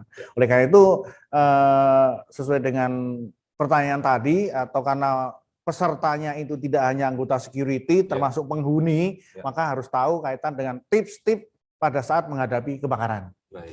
Yang pertama pada saat menemukan kobaran api, ini siapapun dan dimanapun. Nah, karena kecakapan siapapun dan dimanapun, masyarakat umum, ini kan salah satu tanggung jawab moral kita. Tidak hanya di gedungnya saja. Kita jalan-jalan ke mall, oh lihat api, oh lihat kebakaran. Apa yang dilakukan? Yang pertama, aktifkan dulu alarm. Atau hubungi operator. Aktifkan alarm, hubungi operator. Ini penting. Mengaktifkan alarm, kalau memang detektornya belum mendeteksi ada indikasi kebakaran, bisa dilakukan secara manual. Ya, dengan push button, pecahkan kaca, itu semua udah familiar lah dengan itu. Itu suatu kontribusi yang luar biasa. Meskipun hanya memecahkan kaca, tekan tombolnya, alarm berbunyi. Karena tujuan dari alarm ada memberitahu kepada orang lain. Terutama memberitahu kepada petugas yang sudah ditunjuk di gedung itu. Bahwa ada indikasi kebakaran. Aktifkan alarm. Yang kedua, jika mampu, langsung padamkan dengan peralatan yang tersedia. Nah, jika mampu, padamkan dengan peralatan sedia baik apar maupun hidran. Tentunya bagi anggota Satpam, saya tekankan di sini, istilah jika mampu ini nggak bisa. Harus mampu. Harus mampu. Jadi jika mampu, enggak, kalau Satpam harus mampu. Ya, harus mampu. Jika mampu itu kalau mau naik haji itu jika mampu. Ya, itu. Dengan peralatan apar maupun hidran. Itu. Yang ketiga, ketika alarm itu berbunyi di gedung itu, maka yang harus dilakukan oleh penghuni yang penting langsung dilakukan adalah hentikan kegiatan atau hubungan telepon. ya, yang masih sibuk dengan rutinitas pekerjaannya, ketika alarm bunyi, hentikan. Ya. Berarti tanda bahaya. Ya. Jangan panik, tunggu pengumuman, akan diumumkan oleh manajemen. Ya, apa yang terjadi. Jangan melakukan tindakan yang membuat orang lain panik, seperti lari, saling mendorong, teriak-teriak. Nggak boleh menimbulkan suatu kegaduhan atau kepanikan. Ya. Jika bukan regu peran kebakaran, carilah exit terdekat, jangan sekali-sekali menggunakan lift. Jadi pikiran langsung ke exit, ke tangga darurat, ke pintu darurat. Ya, ini. Dan jika sudah berada di luar bangunan, jangan masuk kembali untuk alasan apapun, ini penting. Ya, karena kasus ini pernah terjadi dulu. Ketinggalan tas, ketinggalan dompet, ketinggalan handphone, naik lagi untuk ngambil itu. Malah itu membahayakan, resiko bahayanya terlalu tinggi. Biarkanlah itu. Ya, kalau laptop ketinggalan, biarin. Pasti bisa beli lagi. Beli lagi. Ya. Handphone ketinggalan, band wae. Tadi Pajero aja kebeli kan? Kebeli, apalagi makanya. laptop, ya. Istri ketinggalan, nah, Gimana, Pak? nah itu. Cari lagi nggak, Pak? Istri ketinggalan, kasih tahu petugas rescue pemadam. Kita yang akan sweeping mencari, ya. Itu. Selanjutnya, segera tinggalkan ruangan, jangan pikirkan barang, keselamatan jiwa adalah penting. Ya, safety number one, itu harus tidak hanya slogan, tapi betul-betul. Jadi jangan pikirkan barang, udah keselamatan jiwa lebih penting. Selanjutnya, ingat pada saat menuju keluar, jangan sekali menggunakan lift. Ini kenapa perlu kita ulang-ulang? Karena masih ada masyarakat yang belum memahami ini. Terjadi kebakaran, malah larinya ke lift. Kalau manajemen gedung atau lift itu sudah interkoneksi dengan alarm di gedung-gedung tertentu yang sudah interkoneksi, nggak ada masalah. Tapi kalau belum interkoneksi, masih kemungkinan orang menggunakan lift untuk sarana evakuasi. Dan akhirnya terjebak. Terjebak. Maka tim evakuasi di lantai itulah bersama dengan kapten floor itu yang harus menjaga lift tersebut jangan sampai digunakan oleh penghuni untuk evakuasi. Ya, itu. Kemudian tutuplah pintu yang telah Anda lewati untuk menghambat perjalanan api. Ini penting juga. Ya. Tutup pintu ketika kita sudah keluar, evakuasi menunggu tangga darurat, tutup supaya untuk menghambat perjalanan asap, api, dan lain sebagainya. Siapa yang harus menutup? Nah, tentunya adalah orang yang keluar terakhir. Orang keluar terakhir. Ya. Jangan, orang keluar terakhir harus komitmen. Makanya perlu sosialisasi. Siapapun yang di ruangan ini ketika keluar terakhir, langsung tutup pintunya. Nah, itu komitmen lagi kembalinya. Ya, jika terperangkap dalam ruangan, beritahu keberadaan Anda kepada orang di luar. Ya, jika terperangkap dalam ruangan, beritahu keberadaan Anda pada orang di luar dengan berbagai cara. Ya, misalnya ini lantai 5, nongol aja di jendela, "Weh, saya di sini, weh." Oh, nggak ada yang dengar. Buka bajunya, kibas-kibaskan, "Weh, saya di sini." Ya, ini sebagai tanda bahwa oh ada orang di sana. Supaya apa? Terdeteksi. Nah, itu. Ketika nggak ada yang dengar juga, apa yang harus dilakukan? Nah, sambil menunggu bantuan, tutuplah celah di bawah pintu dengan kain basah untuk menghindari masuknya asap atau kobaran api. Nah, ini termasuk. Nah, apabila sudah terkontaminasi di ruangan itu asapnya banyak, penuh gitu, apa yang harus dilakukan? Merayap, merangkak, jongkok. Karena BD asap dengan udara itu lebih berat udara. Nah, kadar oksigennya lebih banyak kan di bagian bawah 30 sampai 40 cm dari permukaan lantai itu masih ada asapnya, masih ada udara bersihnya. Mereka itu usahakan untuk merayap. Baik. Jangan melompat seperti ini, tunggu bantuan rescue. Baik. Karena ini Pernah faktor yang juga, pernah kejadian. Ya. Ya, boleh lompat seperti ini, tapi kalau tim rescue pemadam sudah datang. Ya. Karena di DKI Jakarta punya peralatan salah satunya namanya jumping seat. Sprint seal. Itu jadi seperti busa kasur itu, Pak ya? Seperti balon, Seperti balon besar ya, Oh, panjangnya 6 meter, lebarnya 4 meter, isinya udara untuk pendaratan ketika lompat. Ini alternatif terakhir. Berapa Ya. jarak, Pak, maksimal? Maksimal sampai 6-7 lantai masih bisa. 6-7 6-7 lantai masih bisa. Ya, itu untuk evakuasi alternatif terakhir. Baik. Ya, tapi jangan nekat ya, nggak usah jajal ilmu lah. Ya, nggak usah jajal ilmu. Habis dari Banten coba-coba gitu. Iya, iya. Terakhir juga menuju tempat berhimpun. Ya, setelah keluar dari pintu terakhir atau exit cicar, langsung menuju tempat berhimpun yang telah ditentukan. Tadi saya sampaikan, petugas akan melakukan pendataan personil, dilarang memasuki ruangan kembali sebelum dinyatakan status aman. Siapa yang menyatakan status aman? Pertama dari pihak Dinas Penanggulangan Kebakaran dan Penyelamatan DKI Jakarta, yang kedua dari unsur kepolisian. Baik. Jadi sebelum dinyatakan status aman, maka tidak boleh ada yang masuk atau kembali ke ruangan masing-masing. Itu beberapa tips yang harus diketahui dan pihak manajemen harus bertanggung jawab untuk mensosialisasikan ini supaya seluruh penghuni di gedung tersebut tahu apa yang harus dilakukan in case pada saat terjadi kebakaran. Baik. Nah, itu barangkali yang bisa saya Baik. sampaikan. Wow, luar biasa ya teman-teman ESA. Jadi paparan yang sangat panjang dan berkualitas dari Pak Tasor. Selanjutnya rekan-rekan, jika ada yang ingin bertanya, kita sudah masuk sesi pertanyaan ya, tanya jawab. Silakan bisa langsung chat di Zoom atau di channel YouTube Edu Damkar. Kita masih menunggu pertanyaannya. Oke, ini ada masuk satu pertanyaan dari Kak Nasikin ya. Pertanyaannya adalah, apakah setiap gedung bertingkat, setiap lantainya harus ada fire warden-nya sebagai langkah awal pencegahan kebakaran yang terjadi pada bangunan gedung bertingkat, dan apakah regulasinya? Terima Ya. kasih. Wes, Ya, ini pertanyaan dari Gresik, luar Pak, dari biasa. Gresik, ya. Pak Nasikin ya, Ya. dari Gresik. Luar biasa pertanyaannya. Ya, betul sekali bahwa di depan tadi, di awal tadi sudah saya sampaikan, kalau di DKI Jakarta sudah memiliki 2 regulasi utama, yaitu Perda 8 2008 tentang pembentukan manajemen keselamatan barang gedung. Jadi hukumnya wajib.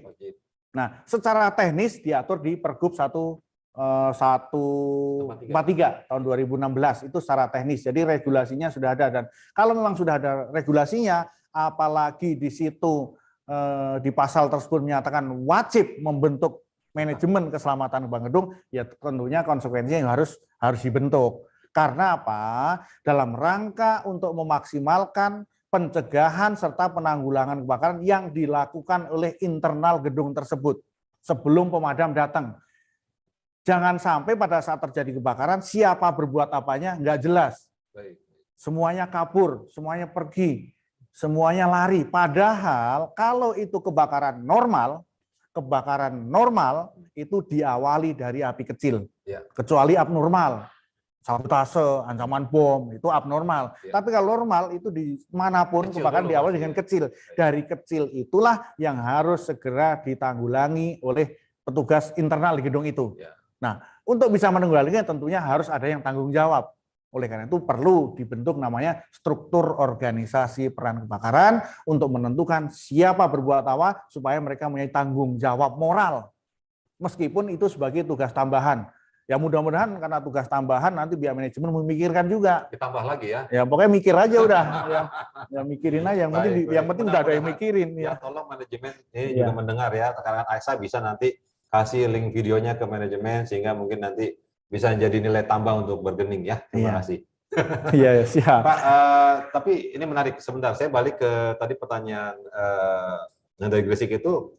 Untuk kota-kota lain belum ada ya Pak? Baru Jakarta ya Pak yang punya regulasi mengikat seperti itu? Ya. Kalau memang di daerah kabupaten kota yang belum memiliki terkait dengan regulasi, setingkat dengan Perda atau Perbub atau Perwali atau apapun, itu bisa menggunakan regulasi yang lebih tinggi. Ada di Kemen PU, ada Kemenaker dan lain sebagainya. Nanti bisa di searching saja di situ kaitan dengan pencegahan dan penanggulangan kebakaran. Itu bisa dijadikan suatu regulasi. Ya, itu. Baik. Oke, terjawab ya rekan yang dari Gresik. Nanti bisa di searching Permenaker atau Permen PU-nya Pak ya. Ya, Permen PU. Ya. Pertanyaan kedua dari Pak Aji Sakti Pramono SE bertanya tentang bagaimana, ini beliau dari Kota Batu Pak Tasor. Iya. Batu ya. Banyak batu. Pak Aji, Batu ya. Bagaimana kiat-kiatnya MKKG merupakan sebuah kebutuhan, bukan keinginan. Jadi gimana cara merubah mindset terutama pemilik gedung-gedung bahwa ini sebenarnya MKKG ini kebutuhan buat mereka juga Pak. Betul. Bukan keinginan kita gitu. Bagaimana? Ini pertanyaan yang luar biasa, pertanyaan yang cukup luar biasa karena merubah suatu mindset seorang pemilik gedung juga tidak mudah. Ya, regulasinya sudah ada, tapi kalau kemauannya, komitmennya nggak ada juga susah.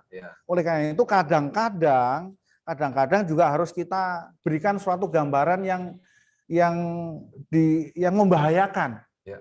Ini loh resikonya. kalau pihak manajemen tidak menyelenggarakan, tidak membentuk yang namanya fire safety management. Ya, ini loh resikonya. Misalnya terdapat korban jiwa, ya, korban jiwa seperti yang sudah beberapa waktu yang lalu di Tangerang itu pabrik petasan 58 orang meninggal. Kemarin di Cyber 2 orang meninggal. Itu resikonya. Ya resikonya. Padahal kaitan dengan keselamatan penghuni maupun keselamatan aset gedung adalah tanggung jawab dari pihak manajemen. Jangan sampai itu terjadi. Yang kedua pastinya ada suatu kerusakan, kerugian. Itu pasti. Tadi saya sampaikan bahwa komitmen ini harus menjadi komitmen bersama. Kalau sudah menjadi kebijakan, harus menjadi komitmen seluruh unsur. Karena merupakan sawah ladang kita, tadi saya sampaikan seperti itu. Dan yang paling terpenting di sini kaitan dengan penderitaan. Kalau itu terjadi, resikonya salah satu penderitaan.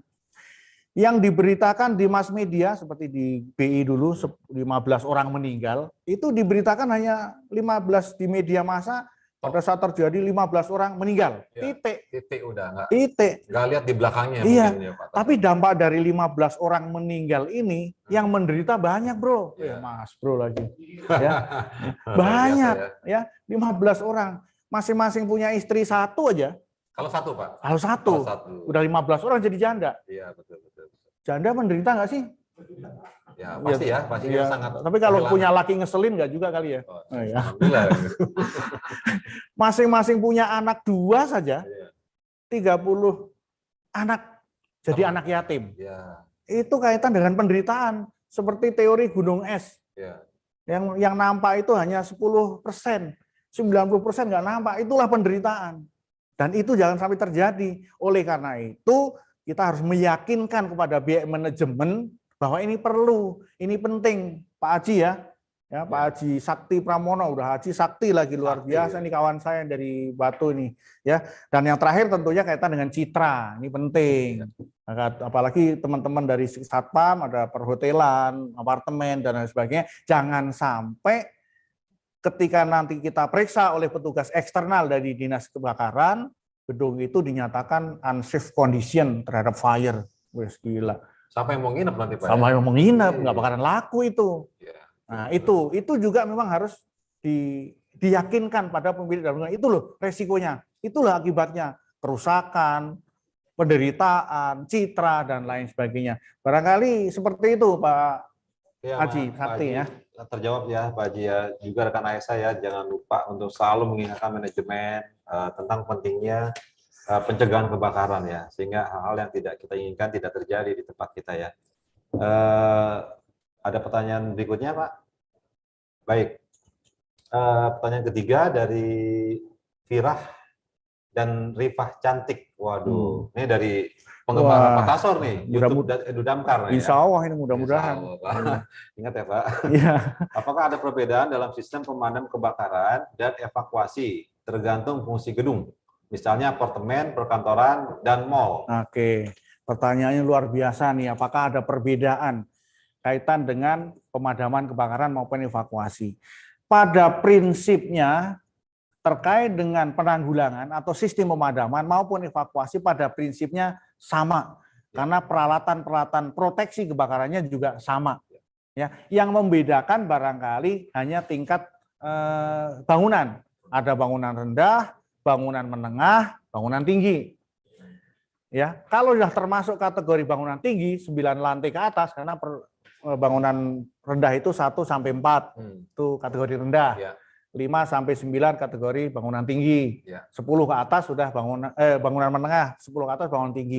Itu yang membedakan hanya sistem evakuasinya.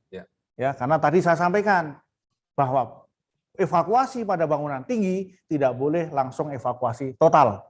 Harus dilakukan secara bertahap atau parsial. Nah, contoh misalnya lagi terbakar lantai 20. Nah, maka plus 2-nya adalah 21 dan 22. Min 1-nya berapa? 19.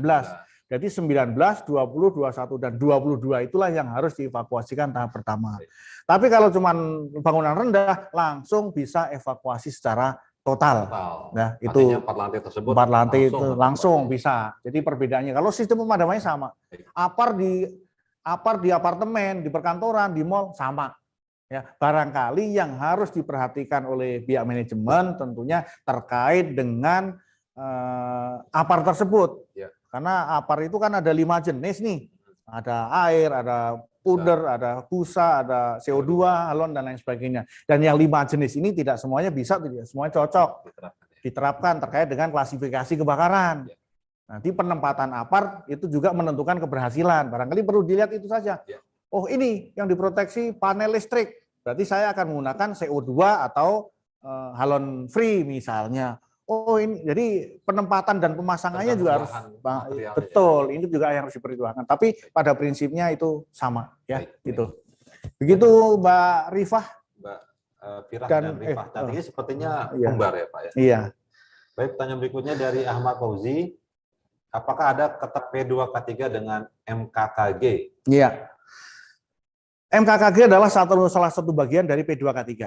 Salah satu bagiannya seperti itu. Ya, jadi bentuk P2K3-nya MKKG hanya salah satu bagian yang harus dilakukan oleh P2K3. Itu. Terjawab ya Pak Ahmad Fauzi. Ada pertanyaan lagi? Dari Rizky Ananda.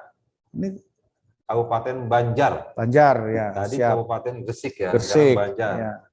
Untuk MKKG dalam gedung idealnya dilakukan berapa kali dalam setahun simulasinya nih Pak? Oke. Ya.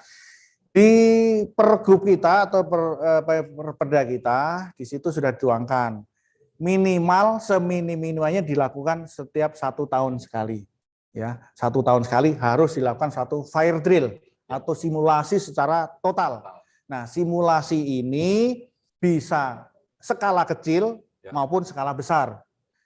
Yang dimaksud dengan skala kecil hanya melibatkan dari internal gedung itu sendiri. Seperti yang saya jelaskan di in case tadi, mulai alarm berbunyi, pengecekan, iya, sampai semua penghuni berkumpul di tempat berhimpun. Itu skala kecil. Tapi kalau skala besar sudah melibatkan instansi luar wabil khusus pihak Dinas Penanggulangan Kebakaran. Nah, yang pemadam kebakaran itu sudah skalanya besar karena itu juga perlu dilakukan juga dalam rangka untuk mengecek respon time kita. Seperti yang saya sampaikan tadi, harus dibuatkan suatu RENOP, rencana operasi. Jadi bisa dilakukan minimal 1 tahun sekali. Apa lebih bagus 6 bulan sekali, itu lebih bagus ya. Karena untuk selalu merefresh ya. Karena latihan evakuasi itu gladi evakuasi itu kelihatannya biasa-biasa saja, tapi itu outputnya luar biasa. Proteksinya, karena pada prinsipnya kan ngelihat sarana proteksinya, melihat bagaimana kesiapsiagaan dari petugas, melihat bagaimana tingkat kepanikan dari penghuni. Itu dilakukan setiap 6 bulan sekali, saya kira lebih bagus. Tapi idealnya di sini ada 1 tahun sekali. Ya. Terjawab ya Pak. Berikutnya dari Firmansyah Saputra, izin bertanya, apakah ada standar waktu yang sudah ditentukan bila dalam kondisi terjadi evakuasi? Izin. Standar secara khusus tidak ada, karena itu tergantung dari tingkat ketinggian suatu bangunan. Ya, tapi yang pernah saya uji coba dengan 25-27 lantai itu antara 5 sampai 7 menit. 5-7 menit. 5 sampai 7 menit dari evakuasi tahap pertama, kedua sampai ketiga, sampai seluruh penghuni itu berkumpul di tempat berhimpun, sampai kalau waktu itu ada namanya tim sapu jagat, regu sapu jagat itu untuk mau sweeping, memastikan bahwa sudah betul-betul steril. Nah, waktu kita ambil dari alarm berbunyi sampai penghuni turun, sampai tim sapu jagat sampai ke sana. 5 sampai 7 menit. Wow. Nah, itu. Teman-teman AESA ini perlu dipraktekkan ini standar kita ya, dipercepat kembali ya untuk evakuasi. Ya. Baik. Selanjutnya ada pertanyaan dari Wayan Jaki. Misalkan gedung berlantai 5 dan yang terbakar adalah lantai 3, kondisi 80% bagian lantai terbakar. Bagaimanakah cara mengevakuasi lantai atas, yaitu lantai 4 dan 5? Mohon pencerahannya dari Wayan Jeki Bali.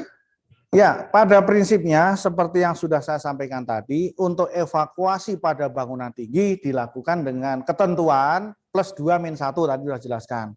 Untuk selanjutnya 3 lantai atau 4 lantai itu di atasnya. Durasinya jedanya berapa? Nggak usah lama-lama, yang diperkirakan itu sudah sampai bawah atau paling maksimal 1 menit. Penghuni lantai tadi 4 lantai yang pertama sudah dievakuasikan, kemudian setengah menit atau 1 menit maksimal sudah bisa ke atasnya lagi. Jadi bertahap sampai seluruh penghuni berkumpul. Jadi kalau memang sudah terjadi yang terbakar hanya lantai itu, tapi ketentuannya seluruh penghuni yang ada di gedung itu mau sudah terbakar atau belum seluruhnya harus dievakuasi karena itu dalam daerah kebakaran. Jadi ada 2 istilah, daerah kebakaran dan daerah bahaya kebakaran. Itu yang harus dipahami secara bersama. Jadi idealnya semuanya memang harus turun meskipun lantainya sudah tidak terjadi kebakaran. Ya, seperti itu. Baik, Pak Wayan. terima kasih rekan-rekan AESA dan masyarakat umum yang mengikuti webinar kita kali ini. Saya rasa waktu sudah tidak mengizinkan. Wah, nggak terasa ya. Nggak terasa, Pak. Nggak terasa ya. Luar biasa, Luar ini antusias biasa. sekali ya Pak Tasor, Iya. ya. Teman-teman di seluruh Indonesia ini mudah-mudahan bisa menjadi manfaat buat kita semua. Selanjutnya, untuk pemenang door prize nanti akan dibacakan oleh Pak Ketua AESA, kemudian nanti sesi berikutnya akan ditutup oleh Pak Gustami selaku MC. Sekali lagi saya sebagai moderator mengucapkan terima kasih, mohon maaf atas segala kesalahan yang tidak disengaja maupun disengaja. Mudah-mudahan kita bisa bertemu di kemudian hari di waktu yang tempat yang lain dan bisa menambah wawasan bagi kita semua insan AESA dan masyarakat umum pada umumnya. Ya. Baik, terima kasih Pak Tasor, luar biasa. Sami-sami, hari ini. luar biasa. Ya. Semoga bermanfaat ya Pak. Amin, amin, amin. Ya, terima kasih semuanya, seluruh peserta yang ada di Zoom maupun di tempat ini. Saya sampaikan bahwa nggak usah ragu-ragu, nggak usah takut-takut untuk selalu meningkatkan kompetensi kita terkait dengan tugas dan tanggung jawab kita, wabil khusus sebagai anggota security atau satpam. Karena keahlian dan keterampilan inilah yang mendukung terkait dengan tugas-tugas operasional kita, ya, tugas-tugas yang diberikan oleh pimpinan. Insya Allah, sekali lagi, dari tadi sampai sekarang, kalau kita niatkan tolabul ilmi atau mencari ilmu, ini akan dicatat oleh Allah Subhanahu sebagai salah satu amal ibadah kita. Amin. Terima kasih, salam sehat, salam sukses, salam Yuda Brahma Jaya untuk kawan-kawan dari Damkar Daerah Kabupaten Kota. Semoga Allah SWT selalu memberikan kemudahan kepada kita semua dan memberikan suatu kesuksesan buat kita semuanya. Wassalamualaikum warahmatullahi wabarakatuh. Waalaikumsalam warahmatullahi wabarakatuh.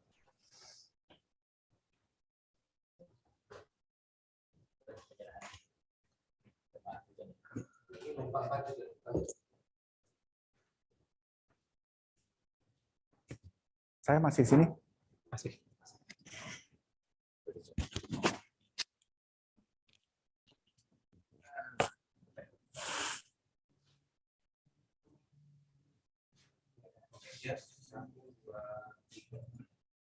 Oke, terima kasih Pak Supriyadi sebagai moderator dan juga terima kasih Pak Tasor sebagai pembicara pada webinar kali ini. Luar biasa sekali ya teman-teman. Untuk berikutnya adalah penyerahan kenang-kenangan yang akan diberikan oleh Ketua AESA kepada narasumber yaitu Pak Tasor. Untuk waktu dan tempat, Pak Efrizon dipersilahkan. Waduh, luar biasa ini. Oke, ini komandannya. Kita serahkan ini ada baju kebanggaan ya. Baju kebanggaan AESA. Wah, luar biasa. Asosiasi Security Hotel. Wah, mantap. Ya. Baik, saya terima Asosiasi Satpam Hotel AESA. Ya. Wah, luar biasa. Mudah-mudahan berkah ini. Terima kasih. Jadi kalau saya buat sholat berarti dapat pahalanya juga. Amin. Itu surga ya. Surga namanya. Ini tasor taman. Surga. Terima kasih semuanya. Luar biasa. Dulu. Ya, kamera. Siap.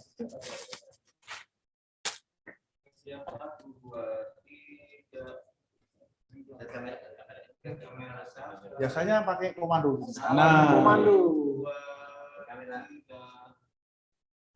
Oke. Terima kasih semuanya. Thank you.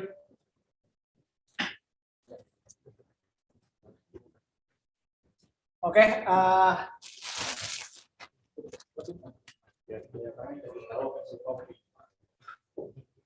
luar biasa. Pemenangnya siapa? Itu nanti.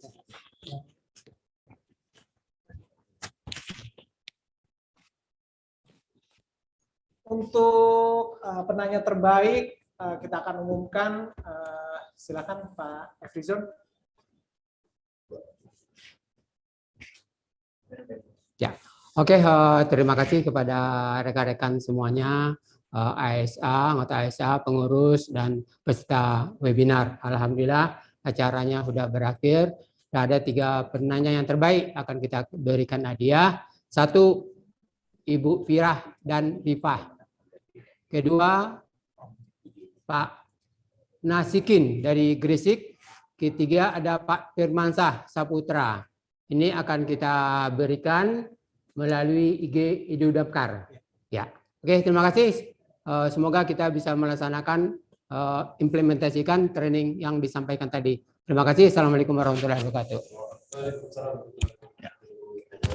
Ya, untuk 3 pemenang tadi bisa untuk direct message DM ke IG-nya Edudamkar ya. Oke, luar biasa sekali hari ini teman-teman. Saya mencatat ada total 221 responden ya, 100 dari Zoom, 121 itu dari YouTube. Mudah-mudahan kedepannya ASA akan selalu bisa support teman-teman semua, dan juga Edudamkar juga terima kasih juga buat supportnya. Meskipun ini pertama kali tapi luar biasa sekali.